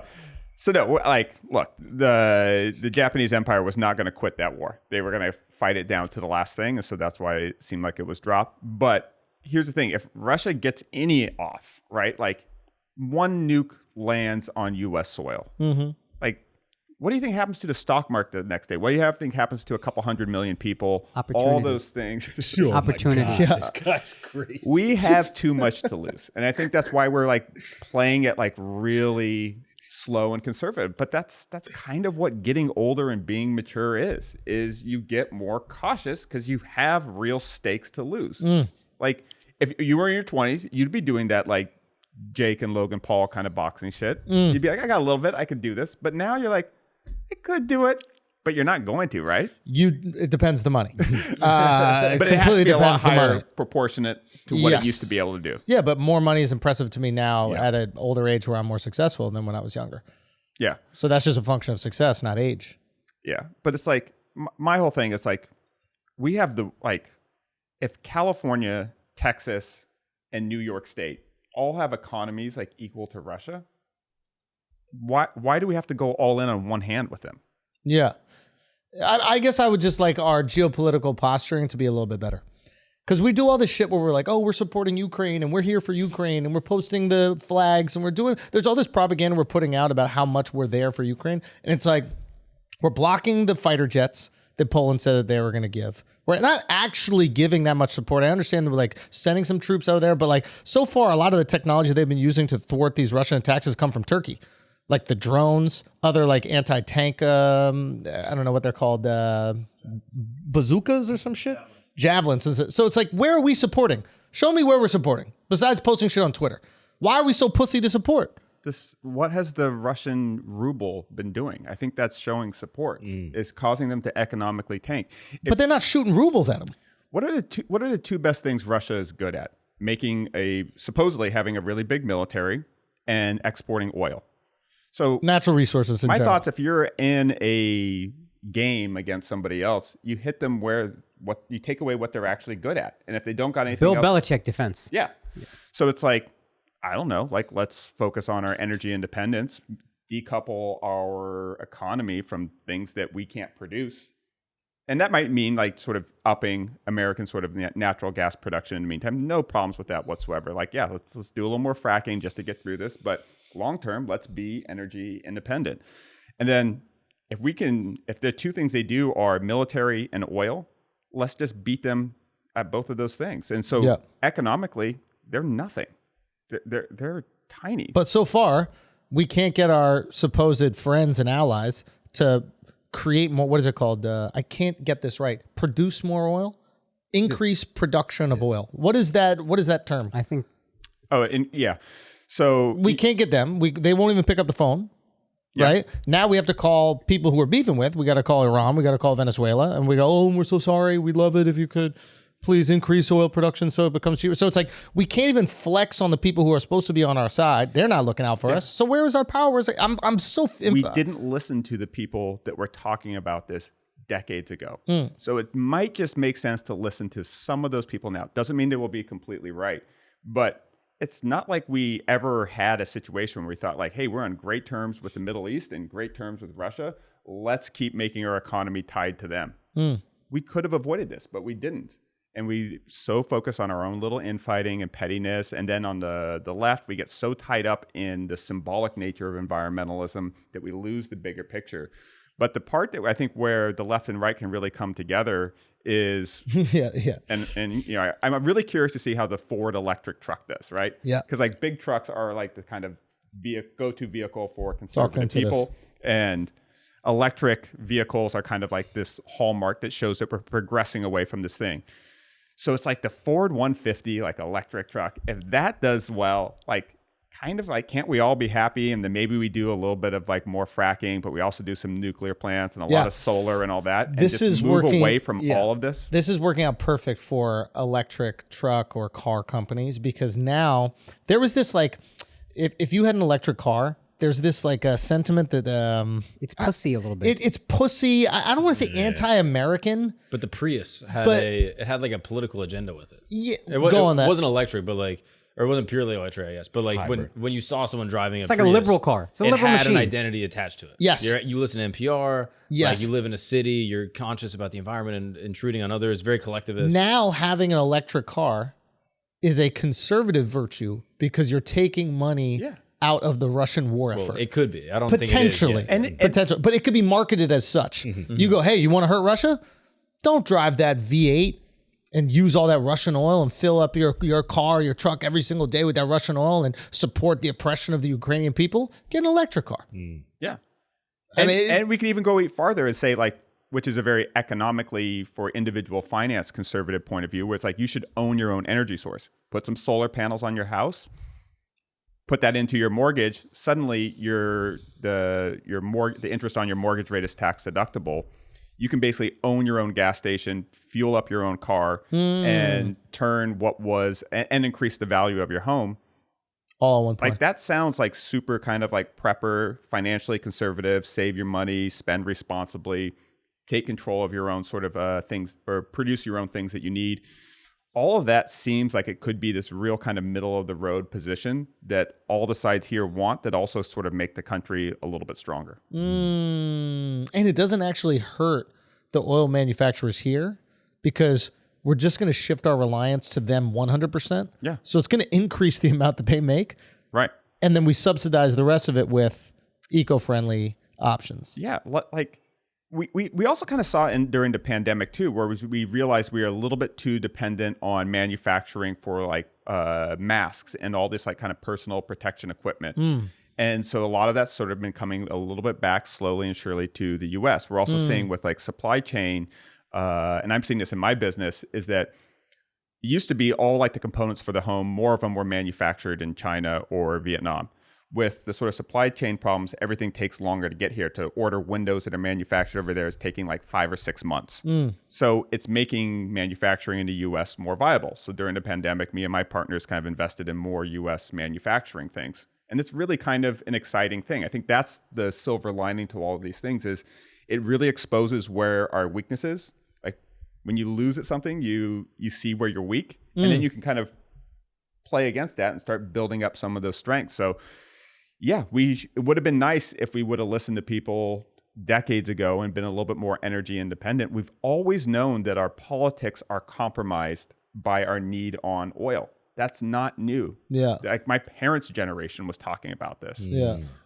So now that it's happening over and over again, and it doesn't really seem like in any time in our future, the Middle East and Russia is going to be like more fun to deal with. Yeah.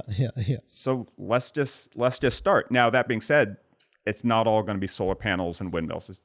2 questions. One, how does China play this whole game out?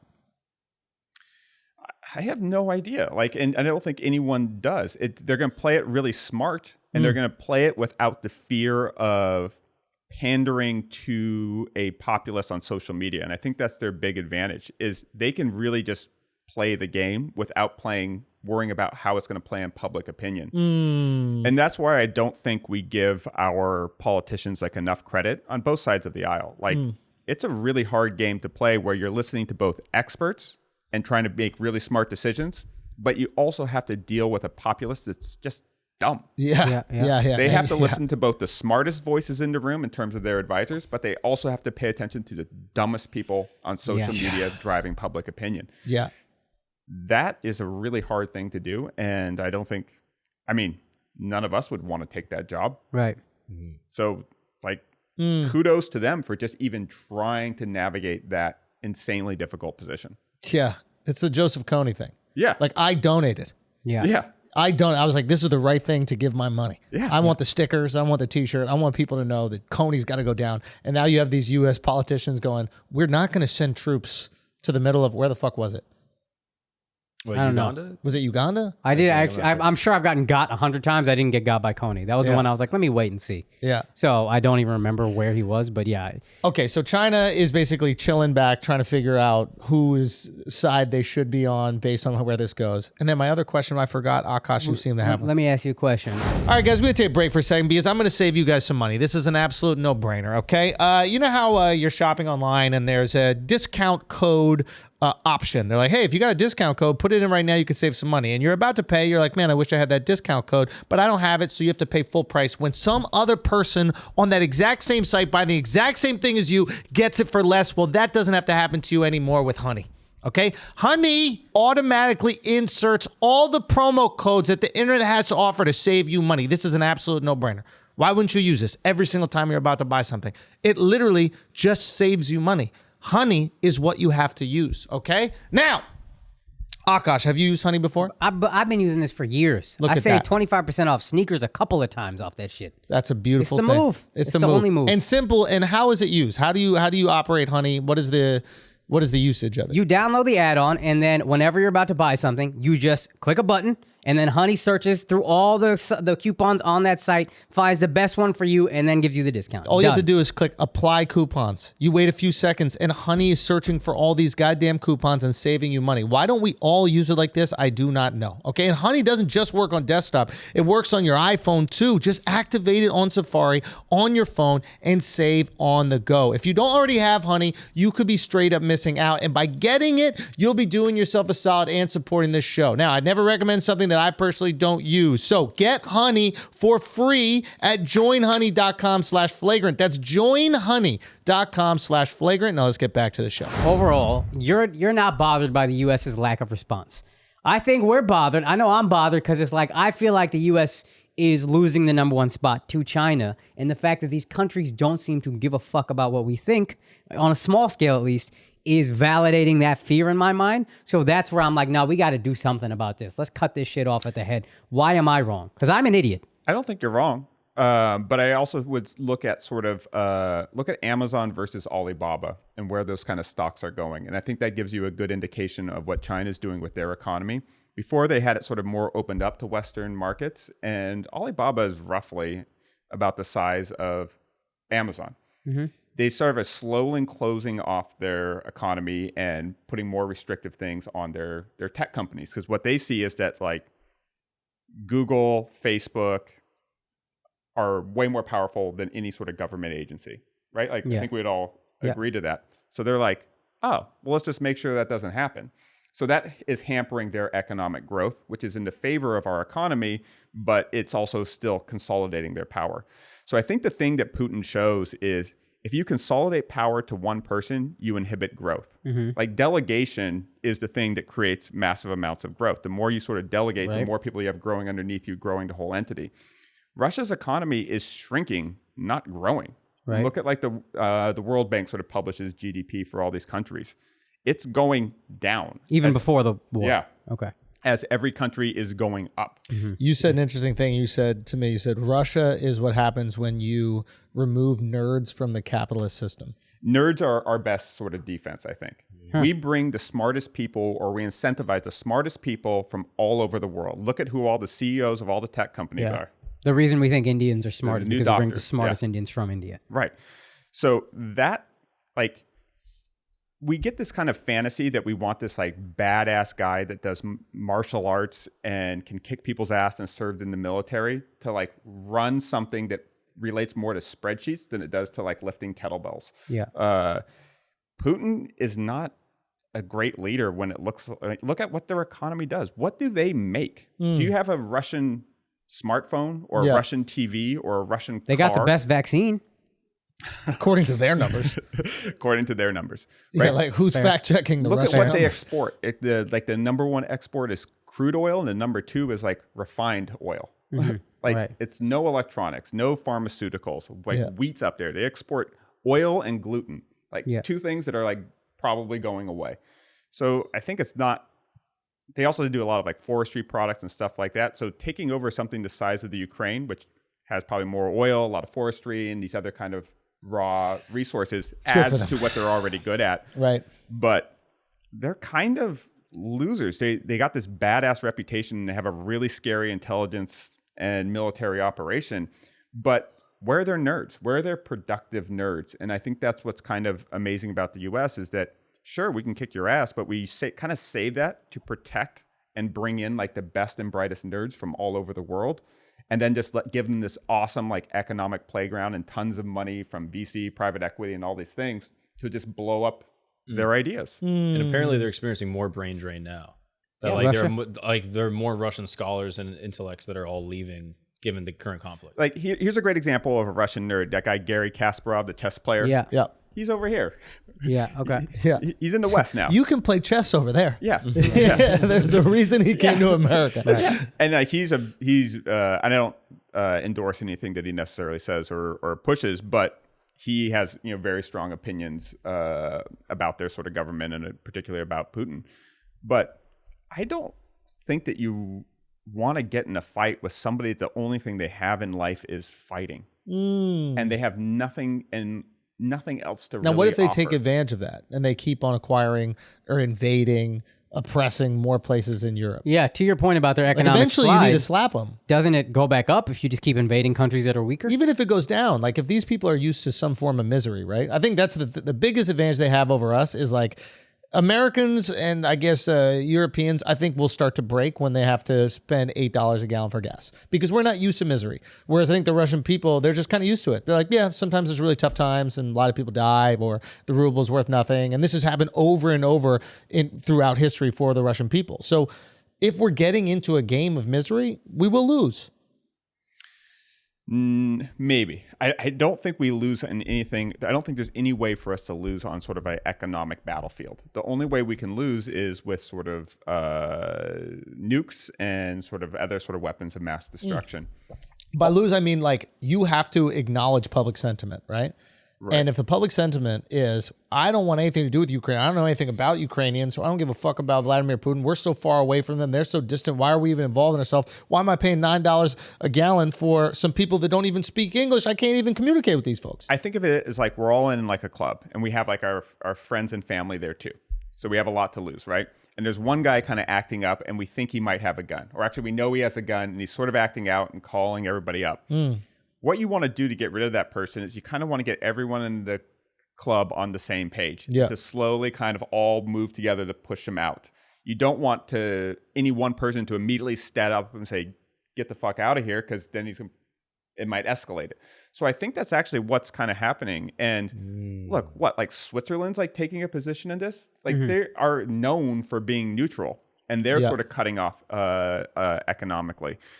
So I don't know, like I think the thing that we sort of taken for granted, and I grew up during the Cold War, so I remember like a little bit during that kind of anxiety and fear of kind of nuclear threat overhead, is we don't celebrate enough every year that like a nuke doesn't go off. Like these things exist, and one hasn't gone off in a really long time. Right. And I almost think that like globally, we need to create like we have to have like a global holiday like once a year where it like the whole world just says, you know what, everyone stop. No one works today. Yeah. No nukes went off this year.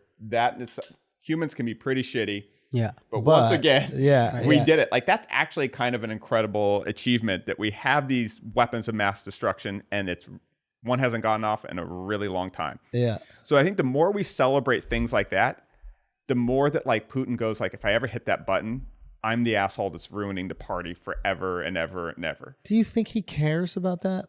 No idea. And I find it really disingenuous when people say that they think they have an insight into how his mind is working. Yeah. I think what's fascinating about him is that we haven't seen consolidation of military power to like one individual like that we all kind of have known of for a long time. Like he's the perfect A-side villain. Yeah. Yeah.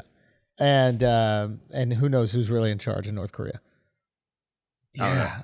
But he's got a good haircut. Yeah. Yeah. Yeah. No, yeah. The Putin thing is interesting. I don't know. He's the most interesting global villain we've had in a while. Yeah. Yeah. And he does he completely fulfills the villain role. I don't know. I think it's stupid to assume that he hasn't thought this out. You know, I think a lot of times we look at this guy as like he's this barbarian, but like, no, I think he's playing chess too. And I think he understands exactly what's going to happen. And there are people that are briefing him. How's that chess working out for him economically? Like, if he's such a smart, strategic thinker, maybe he is when it comes to sort of military. If he's potentially the richest human being in the world. He's the richest human being ever. It's working out pretty good for him. He probably doesn't care too much about he doesn't have not only is he the richest human being in the world, he has very minimal pushback in his country. So you're the richest guy ever, and the people in your country do what you say. Yeah, kind of working out. Well, if you want to like define leadership by how much of the share the guy on top keeps for themselves while not growing the pot from everyone. We're not saying he's a good leader of people, but we're saying he might have thought this through, and he might not care what happens to his people. He's fine. He's insulated from all of it, and his people are kind of like Andrew said, accustomed to misery. So where does that leave us against them? The massive consolidation of individual power. I wouldn't debate that he hasn't achieved that, but it seems like he wants some sort of legacy of doing something for his country, whether it's regaining territory or whatever it is. And that's why because if it was just him getting the bag, he got the bag. Why does he have to put any of his legacy sort of in risk? So yeah, the expansion thing is weird. If you got the bag, but you didn't do well for your people, like what is your legacy going to be? That you extracted value and ran your country, or you ran your country into negative growth while all these other countries were succeeding. History books will not treat that kind of leadership kindly. But if he's running near who's the writing end. the books, and if in his mind, country, he writes the books. If in his mind the legacy is, I just want to expand back to the USSR size or whatever it is, the more territory he acquires, the closer he got to leaving the legacy he wanted. Yeah. So does he care what history books will say about him if in his mind he left a legacy he wanted to leave? Well, let's say like he's like 69, 70-ish? 70 years Couldn't old. tell you. So if he didn't do this Ukraine thing and just like played it out, maintained his massive bag, like, and then eventually sort of dies or succeeds, passes power off to someone else, all he's done is like shepherd a decline of what was once a global economic superpower. Mm-hmm. That's it. That's legacy. Is no championships, just slow decline under your watch. Yeah. Mm-hmm. That is kind of unavoidable as a legacy. So now I think he has to do something on this sort of nationalistic standpoint near the end of his kind of to prove that he achieved something outside of the demise of Russia. What has he done? What has he built? Okay, separate. I mean, not two separate conversation, but these oligarchs and the way that like the oligarchs have been punished globally. Do you think it's fair? I mean, Like Roman Abramovich, right? The guy who owns Chelsea, he's a very famous oligarch. I don't know. There's all these sanctions being put on him. He can't sell his team. If he is going to sell a team, he has to go through the United Kingdom, and they have to approve of it. The team can't, I guess, even profit right now. There's all these like weird rules that are been put on. They have like limited amount of money that they can spend on even travel, etc. Like they can't even sell jerseys, only season tickets. Yeah, only season ticket holders can come to games. They can't basically make any additional new money. It feels to me like these sanctions are happening to these Russian oligarchs in hopes that the oligarchs will put pressure on Putin. I mean, I don't think Abramovich has lived in Russia in years, decades maybe. yeah. I mean, this is like what people going after sponsors to try to get to the person. Yeah, Yeah. It's people look for the leverage points they have.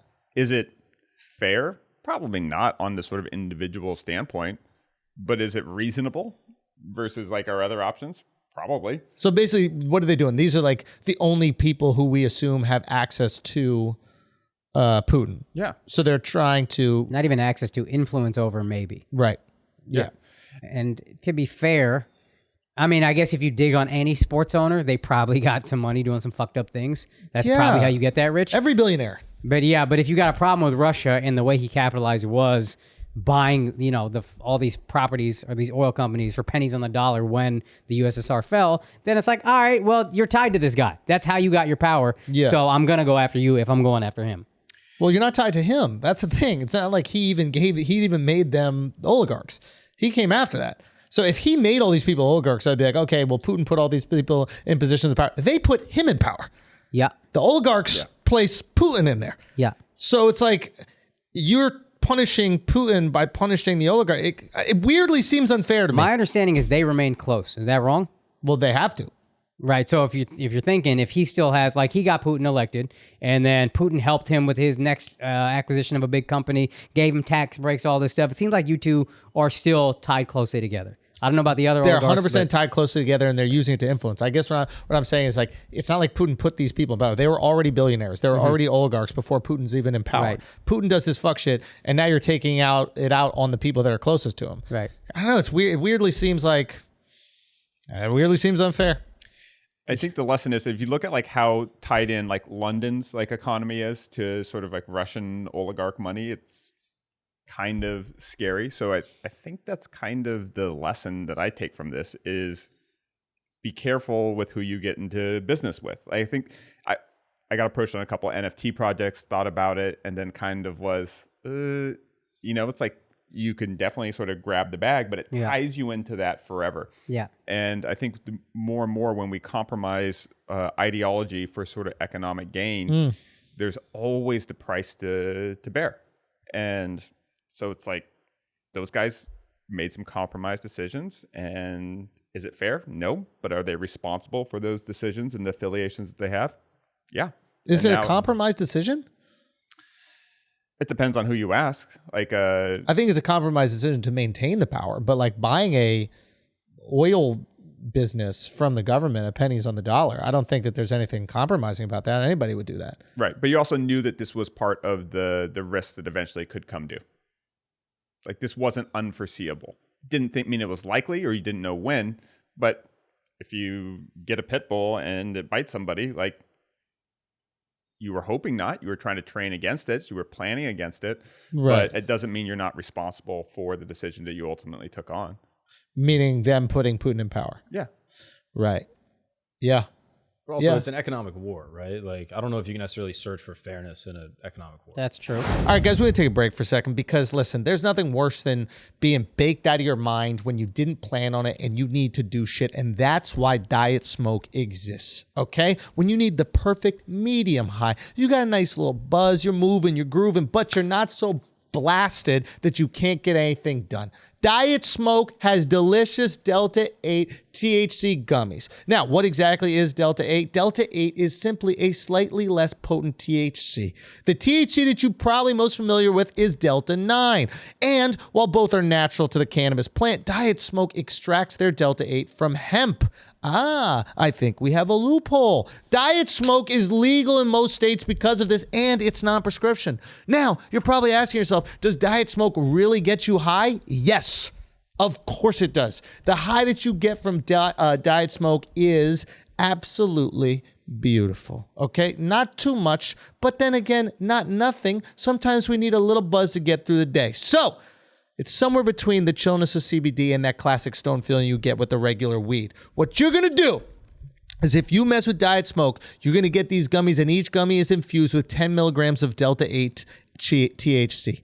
It is derived from the American-grown hemp that you know and love. Oh, and did I mention it's legal? So when CBD isn't enough and traditional THC is too much, enjoy the perfect medium buzz of Diet Smoke. Go to dietsmoke.com and use the promo code Flagrant for 20% off your order. That's dietsmoke.com, promo code Flagrant for 20% off. Diet Smoke's Delta 8 THC gummies are not for use or sale to people under the age of 21. Please use responsibly. Now let's get back to the show. Yeah. And can I tell you, as a sports fan, it's weirdly kind of justice if you are a fan of like the poor team, because it seems like all soccer is the richest team wins all the championships. And I think I read Chelsea hadn't won a championship in almost 50 years. Then this guy shows up, puts $2 billion into the team, and they won 5 since 2003. So as like a team, if you root for like a poverty franchise, you're looking at them like, you know what? Fuck you. Now you know what it's like for the teams who don't have billionaires who got their money through these means. And I know they're not the only ones. All the good teams are like that. But at least one team went down. Yeah. No, I hear you. Yeah. I don't know why. I just feel like it's... I mean, I don't know why I even care about like billionaires. Like they're going to figure it out. They're Contrarian going to views be are in fine. conflict with each other. No, it's. I'm not even trying to be contrarian. I just think it's like undeserved. It's like it's the same reason why I don't want people shitting on like the Russian people. It's like they don't want to be part of this. They want nothing to do with this. Right. Like Okay, when fair I enough, found out like Tchaikovsky was going to be removed from this opera or whatever in where was it, Wales or something like that, and I'm just like, what the fuck did Tchaikovsky have to do with any of this? Yeah, but Tchaikovsky didn't get Putin put in power. You know what I mean? If this guy was one of the guys that got Putin put in power and is still tied to him, I'm with you on Tchaikovsky. Right. I understand more why Abramovich is going to get punished. To be fair, they thought that they could. I'm just really interested in this part of like history, but like they thought that they could control Putin, and then they were wrong. His pit bull analogy works perfectly. The symbolic stuff is stupid, right? Like, oh, we're not using Russian composers in the symphony. Yeah. Like, we all agree that's dumb. Yeah, Performative. Right. They took out Poutine because it sounded like Putin. Oh yeah, the French, well not even French, the Quebecois, like the fries with like the cheese and gravy on it. They're not calling it poutine anymore because it sounds too much like Putin. But we all what think the fuck is that doing? that money is ultimately the thing that drives everything in the world. So I think fighting an economic war is just like kind of getting right to the point of what we all kind of think is controlling things anyways. You're saying modern warfare is basically just, it should be fought economically. Yeah. But it's like bombing a country. Like we bombed Japan. What did any of those people in Nagasaki have to do with, the World War II or whatever? I mean, the countries that said that we're at war with one another. Exactly. And if the It is what it is. and Russia's like, yo, we're at war with Ukraine and NATO.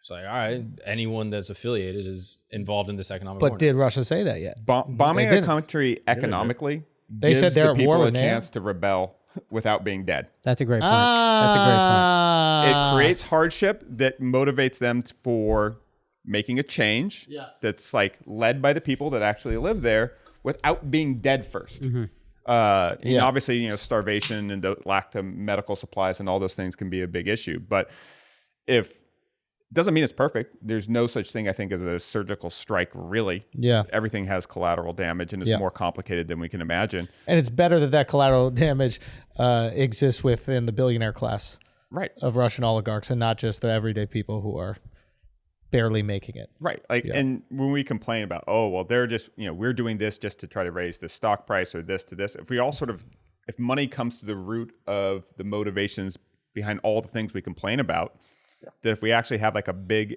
escalating problem, let's just use money. Yeah. Okay, that makes sense. Let's talk about Mr. Beast. I'm done with fucking Russia.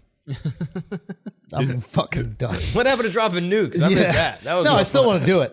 But I'm more primal when it comes to that kind of shit. It's like someone's disrespecting us, we just need to go slap somebody. I understand. And I think that like at the end of the day, that's what humans actually like understand. And I think that's where the fear of Putin comes from. It's like Punching down. Yeah, punch down. Yeah, no, but this It is a works. podcast that Punching supports down punching works. down. We don't. There's a reason why we do it. Yeah. It makes sense. Like Yeah. humans react to it. The average person who is afraid of Kim Jong-un or the average person who's afraid of Putin is literally just afraid of a guy that they think is a little crazier than them. The crazy person wins. And we used to be the crazy person. Yeah, but if some 20 years ago, we were the crazy some person. small comedian with a tenth of your audience like comes after you, are you punching down? I don't think that that's Russia. I think you, Yeah, and that's I don't fair. think, even if that is what Russia is, the world doesn't believe that's what Russia is. Gotcha. And I think that's the difference. Yeah. The world is like, oh yeah, it's just China, US, and Russia. And they're all bad. And we did that. We propped them up and we made them the bad guy in every single action movie for fucking years. We made it seem, because they had to seem like worthy bad guys in order for us to be triumphant and heroic. If we're punching down, then we're not heroes. Maybe that's why they're doing this. Maybe they saw Middle Eastern people being the new bad guys, And they're like, "These fuck 'em, we motherfuckers want back in. done forgot They who we stealing are." our roles. Yeah.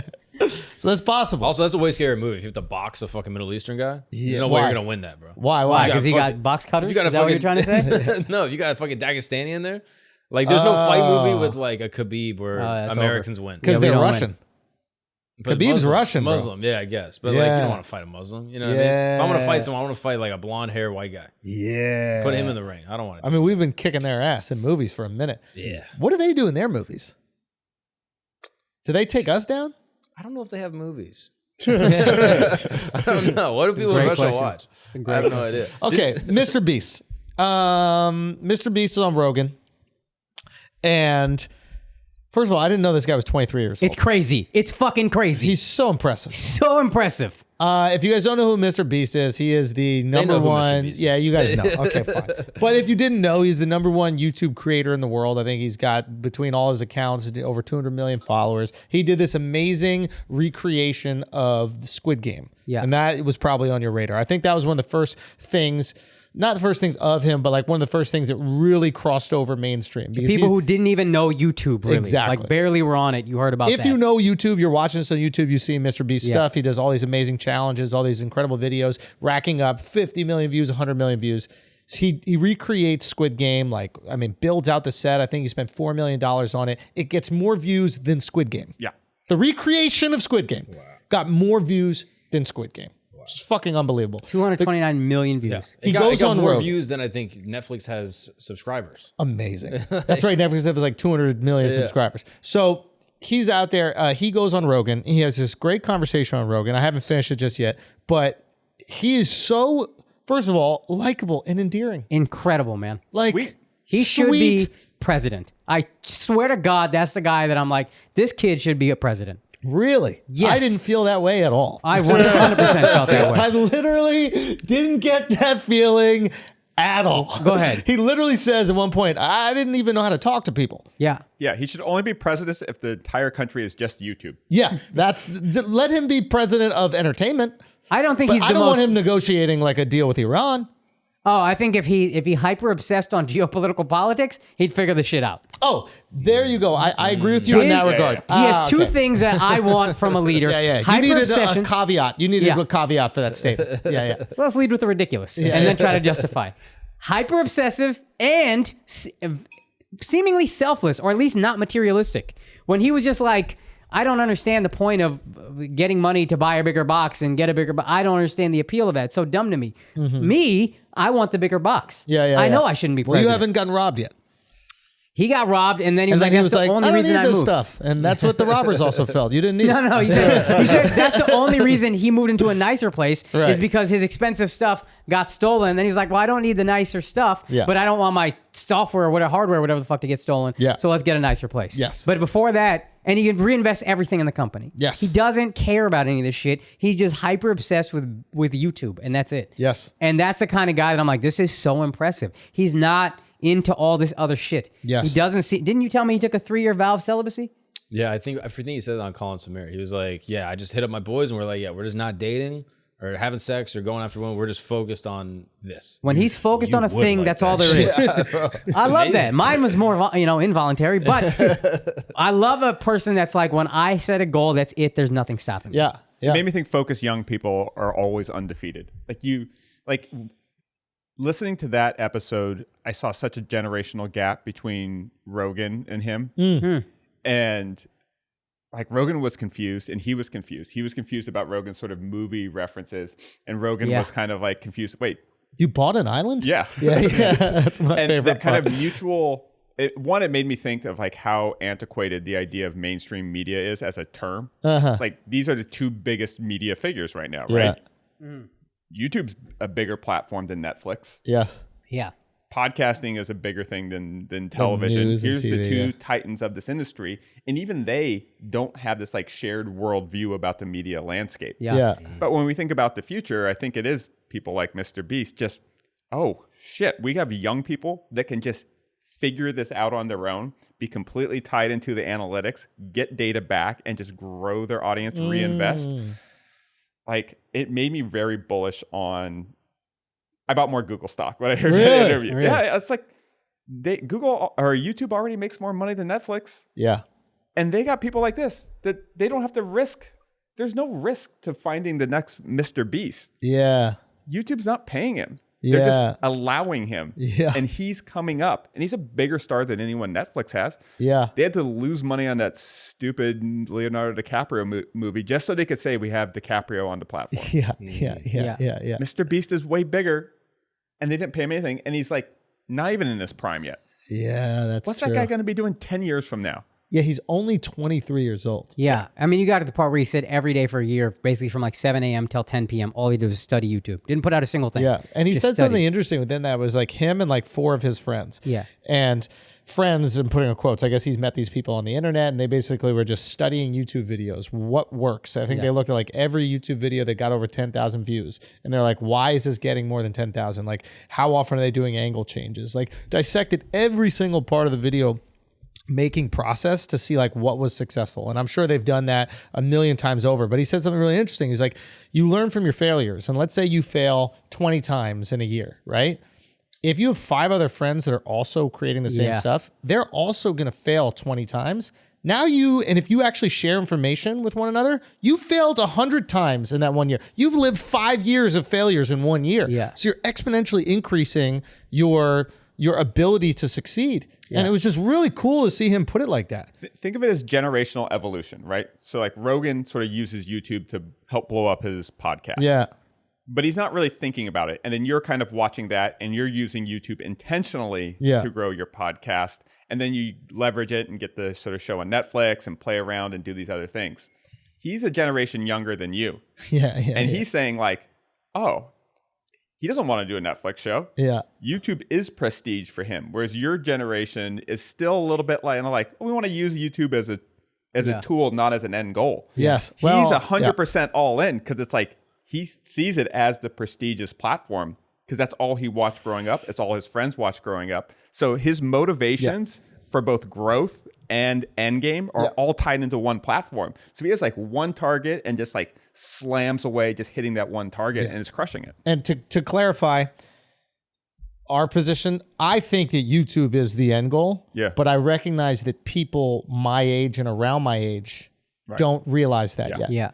So doing something like Netflix is like getting that kind of like blue check because it allows people around our age to go, oh yeah, they're really doing it. It's validation for people. A lot of people our age who aren't trying to stay relevant. And if young. those are the rules of the game, not the rules, but Yeah. if that's how people see stuff and they're hardwired almost to see it like that, you kind of have to do it in order to take them over. Now that they see that little validation from Netflix, they come to all of our YouTube stuff and they go, oh, this is awesome. I love that. Oh yeah, that's the Netflix guy. Yeah. I love the freedom that his generation has where they see YouTube as the validator. They see 1 million subscribers as the validator and they're just like, this is where it is. I don't even know what fucking channel the ABC is on or whatever. Like this is, I mean, that was what changed it all for me. I remember my nephew say, I asked him to put the game on and he was like, what channel is it on? I go, ABC. And he goes, what channel is that? Yeah. Yeah, young people are undefeated when it comes to predicting culture. They're always going to get. Well, they are right. culture. Yeah, They drive they culture. are culture, and they have unlimited time. Yeah. Like if you really think about it, when you're young, you feel like you have so much responsibility and so much shit to do, but you're really at school from I don't know what is it like 8? When do you have to be at 8 school a.m. now? to 3 p.m. Like 8 to 8? 3. It's 8. I was about to Everyone's say homeschooled 10. now. I had no channel fucking is clue. it? Yeah. No, 8 to 3, right? Yeah. You're 8 to 3. There's so much time in the day to just spend fucking editing, doing absolutely nothing. Like we spend it playing football outside of my apartment or like playing basketball, do that kind of shit. But what if editing videos is your football? right. But like back in the day, editing was so fucking time consuming, dude. Yeah. Like I had Final Cut as a kid and just waiting for the videotapes to convert over. It was just, forget it. It was so much fucking time. Now what these kids are able to do, it's unbelievable. Why would you not go all in on it? They are. And I mean, Yeah, I mean that's an occupation now that kids want to be. Like if you ask, number like, one, right? Yeah, it's like YouTuber is the thing, and it blows my mind that you guys ever had to deal with a generation where you were a YouTube comedian, or that you were a YouTube performer, or that Yeah. you were any like YouTube was the antecedent for anything, or the precedent for any word. Like it's just insane. Yeah. that was the thing that was YouTuber is celebrity the way actor was celebrity. Like if you said I want to be an actor, celebrity was just intrinsically in that. YouTuber, it wasn't. For these kids, YouTuber intrinsically means celebrity if you're big enough. Like you just assume, oh, big YouTuber, that's a celebrity. I really wonder how many of these celebrity actors now, like how many outside of maybe the people in Euphoria, and even them, we can only name a few of them by name. Yeah. Like actors are not common knowledge. Yeah. Isn't that crazy? Yeah. no. Like think about a show that we're all watching. Can we name the actors on the show outside of Zendaya? And I don't even know Zendaya's last name. And I think she's fucking brilliant. Yeah. Does she have last name? She, just She goes one by name. Zendaya. I don't Oh. think she puts it out there. Okay. But yeah, if they've crossed over to movies, movies are still a fucking thing. Tom Holland, Zendaya, you Are know they them. a thing? They're movie stars. Are they a I thing? don't think Marvel movies are. a thing. Marvel's a thing. Outside, I saw Batman. Batman, okay, but these are old franchises that we're bringing up, and even the new Marvel, I don't even think people are watching like that. What movie that is brand new are people going out for? I mean, are they still going to see The Rock? Like The Rock did that thing where he's on a boat in the jungle boat. Did people go see it? maybe, I don't know. I don't know. Like I know the old franchises that are grandfathered in, Fast and Furious, that kind of Yeah. stuff. Yeah, people are seeing. That's why they need to reboot, because we're the ones still going to see movies, and they need to appeal to us. Yeah. Jumanji, that's familiar. I'll go see that. 100%. That's why they're remaking the same shit, because it needs to tap into our nostalgia. Yeah. Batman, run it back. Spider-Man, run it back. Don't Yeah. give me no new fucking superheroes. These kids aren't going to go do it.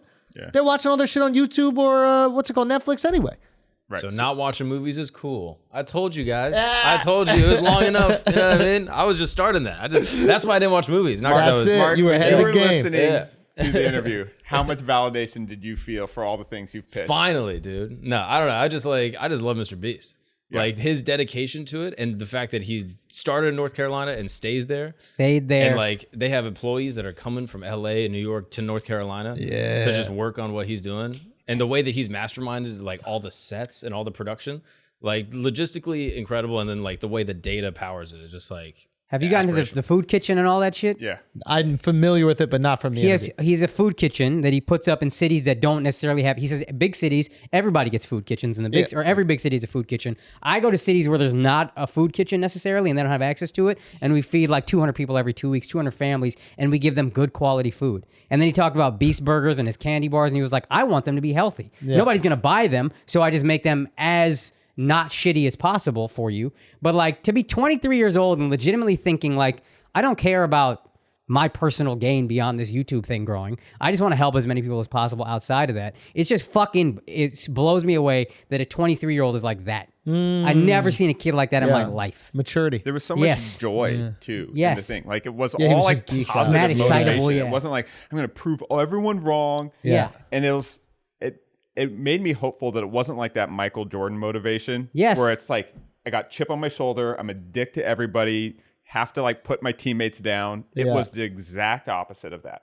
yeah. It was like I have this awesome team. This person that runs the food kitchen, Yes. he's amazing. He Yeah. should get a lot of credit.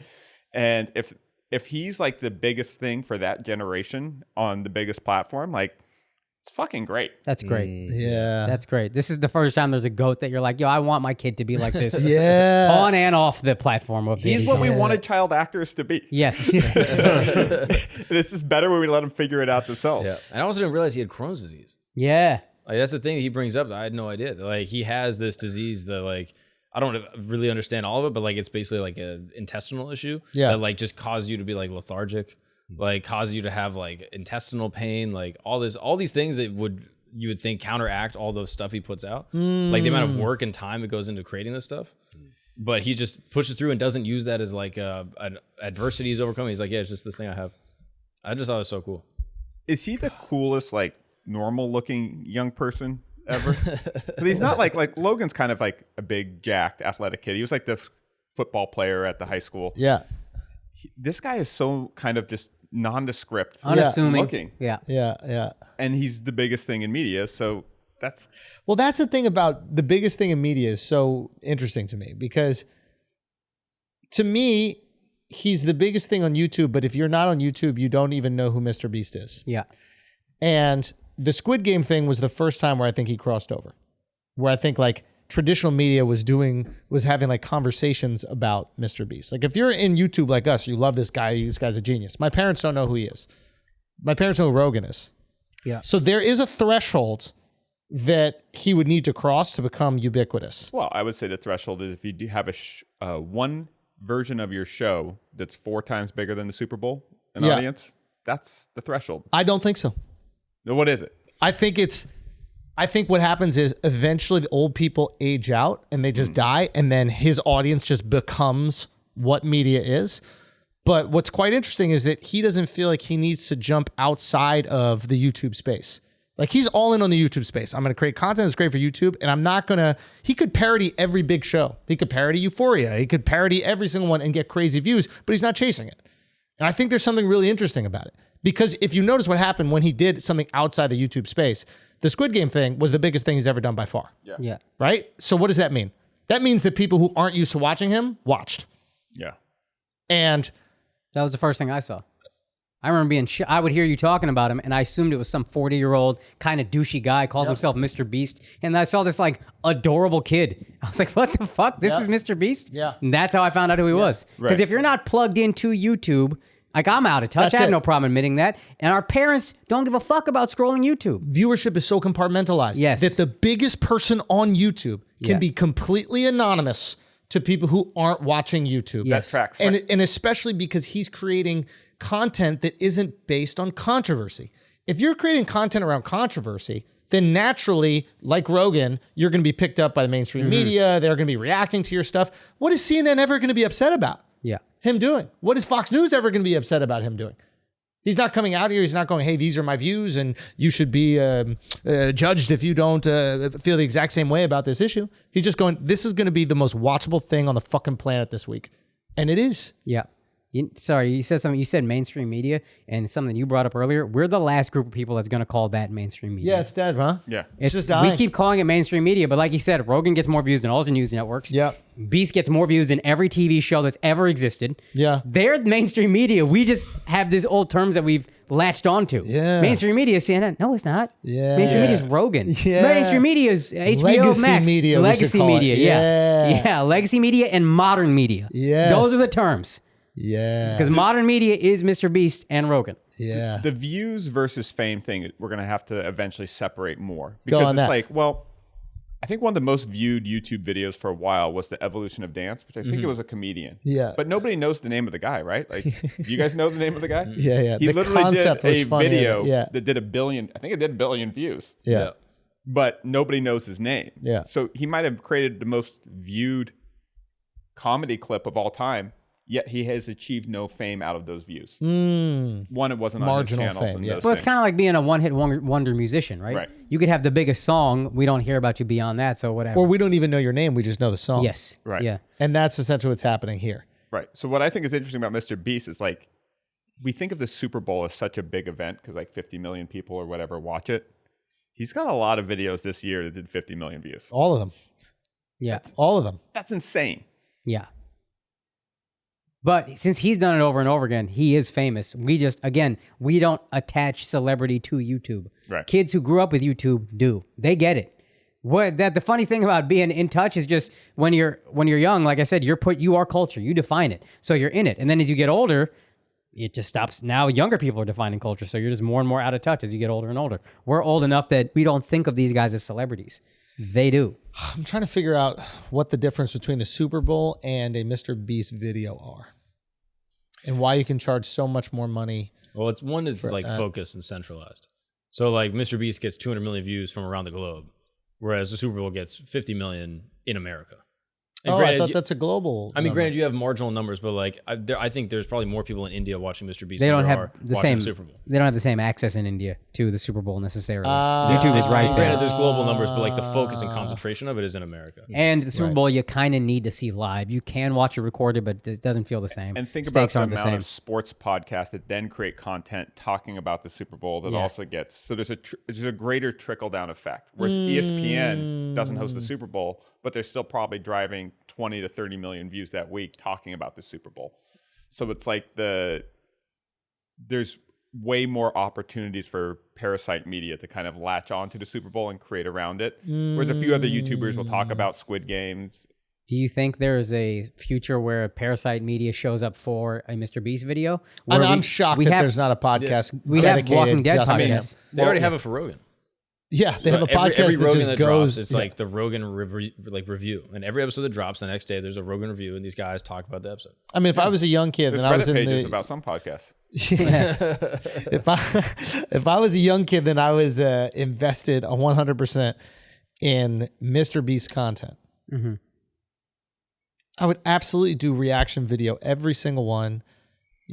Oh yeah, and that would blow. So I mean, you have the Philip DeFrancos of the world that are doing that with like YouTube in general and like culture in general, but specifically YouTube culture. Colin Smear kind of do it a little bit. Yeah, a little bit. But then eventually, I think you'll probably have more as they get bigger and there's more of a market for it. I think the market will answer the demand, and eventually you'll have someone whose sole focus is just reaction. But there's also, I don't know if he puts out content frequently enough to have one person subsisting on just his content. Oh, I thought he was doing it weekly. No, I don't think it's weekly. I think He's not. And he says, I have no problem. This is also fucking great. He's like, I have no problem scrapping a video. Yeah. That separates me from everybody. I think else is, no matter how much work we put into it or how much money we put into it, if it's not great, I'm out. It's done. Which is fucking fire, dude. What was that? But think how many years yeah. Disney had to get to, I guess they acquired Pixar, but how fucking, that's a legacy company. This kid is 23, and he's putting millions of dollars into something, and you're like, you know what? No. Crazy, man. He impressed me so thoroughly as a 23-year-old to have that head on his shoulders. I was blown away by this kid. Yeah, it was amazing.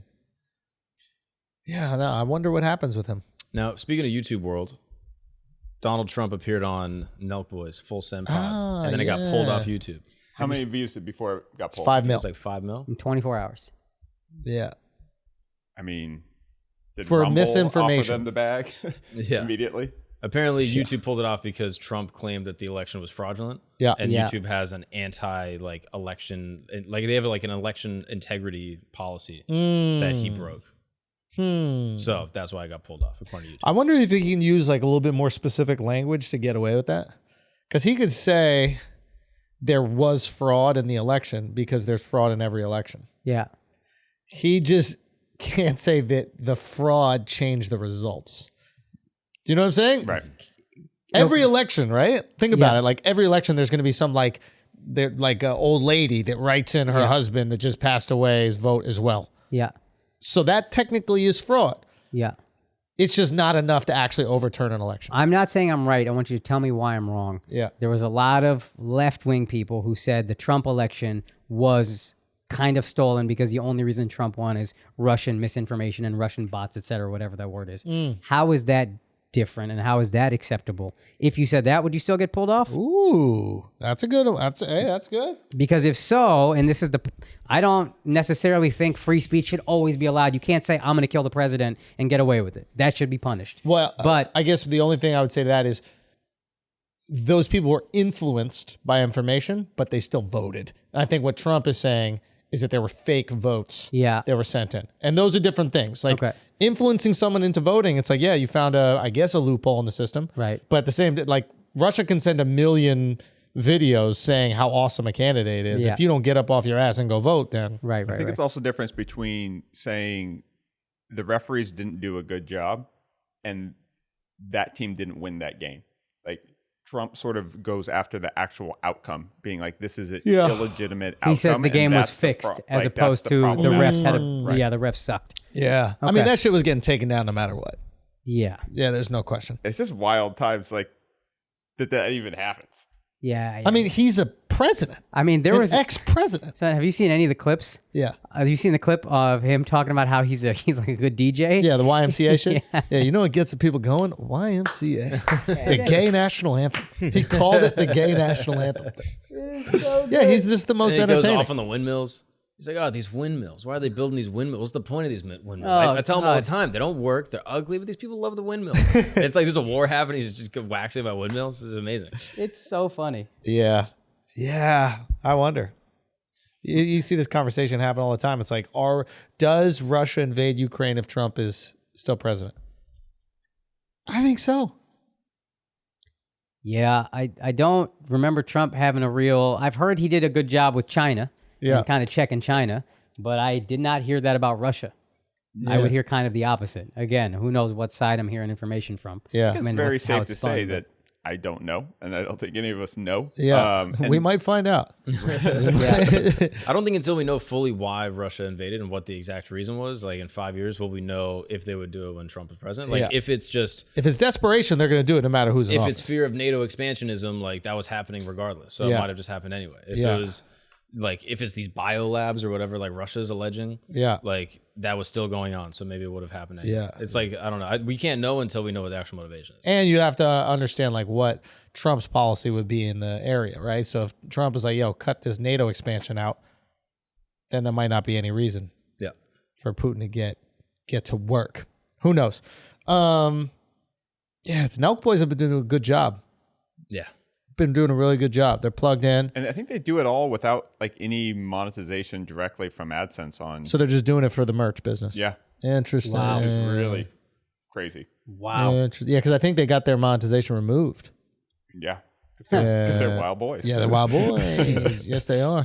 Yeah, they've been doing a good job, like getting really like marquee guests at the right time. Like they had Antonio Brown right in the middle of that whole scandal. Yes. Like they keep having, and they keep like using these relationships that they already have built up and working them brilliantly. Like getting Dana White on there. Like, I mean, it's just, they're doing a great job. Now, something I'm curious about, how come the White House hasn't briefed us about the war in Ukraine? We're not important enough. They've been briefing everyone else. They're briefing all these TikTokers, but they haven't even called Maybe us they one know that time. we got it down.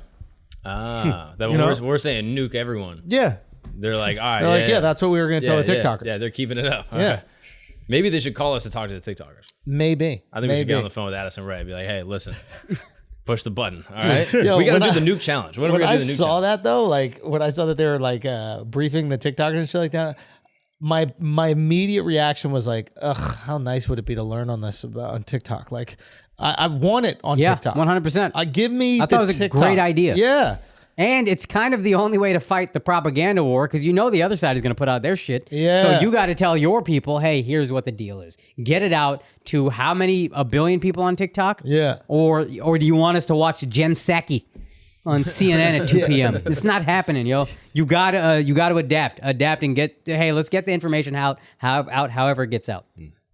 Yeah, 100%. Why would you say no to it? It just sounds so ridiculous. It sounds embarrassing, but we are embarrassing as a culture. Yeah. Culture tends to be embarrassing. There's this kid who breaks down like historical events, but he does them kind of sarcastically on TikTok. Mm-hmm. And it's great. Like, I feel like I'm learning about it. Yeah. It's just like the best teacher ever. And I feel like I'm learning about this thing that happened in American history. And he's breaking it down, and I'm kind of like laughing at it. And I'm like, yeah, this should be all learning. It's Hamilton. This is what happens when America doesn't control the platform. Because like back when America controlled the platform, they're like, all right, let's call up Dorsey, call up Zuckerberg, and like we'll brief them on the war in Ukraine. And now that China's running, they're like, we got to tell the content creators, Right. tell them how to run it because With That's a great the US point. companies, we can do it at the algorithmic level. Yeah. Tweak this, You do it the right upplay way. this, that. China's not telling their influencers how to do it. They're like, yeah, this is what they're going to It's say. like doing brand deals versus just promoting rankings. Like now we have to Yeah. integrate it directly into the person speaking. Yeah, exactly. And so that's how we have to influence it through the manual algorithm of the We creators can't themselves. just turn up the knobs. Yeah, exactly. Okay, let's do some feelings of facts and let's get the fuck out of here. All right. Tom Brady has officially unretired. Actually, I have an idea. Okay. We've put in enough time. Okay. Why don't we save that for an episode later in the week? Okay. Oh, Okay. I like where this is going. You know, we've been putting out, it seems, an extra episode every single week. So maybe we'll have a little discussion about this and that'll be out by Thursday. Ooh. Okay. If we're even still here, if America's still around. If America's still around, We'll we'll see. discuss Tom Shut up. Brady's if we comeback. have a country by then, we'll have to see. Yes. We might And just- if we don't, then there won't be a comeback. So this is perfect. He'll stay retired. That's There fine. we go. Guys, that's been an episode of Flagrant 2. Make sure you check out Ben Uyeda. Okay, you can check him out on YouTube, Instagram, anywhere else, Ben? Those are the places. Pinterest. Modern builds, That's where right? all of the asshole army is. Gang! Modern builds, right? Oh, that's my boy Mike. Oh, okay, my bad. Check out Mike too. Just give everyone a But shout check out Mike as well. All right, guys. We'll see you later this week. Peace.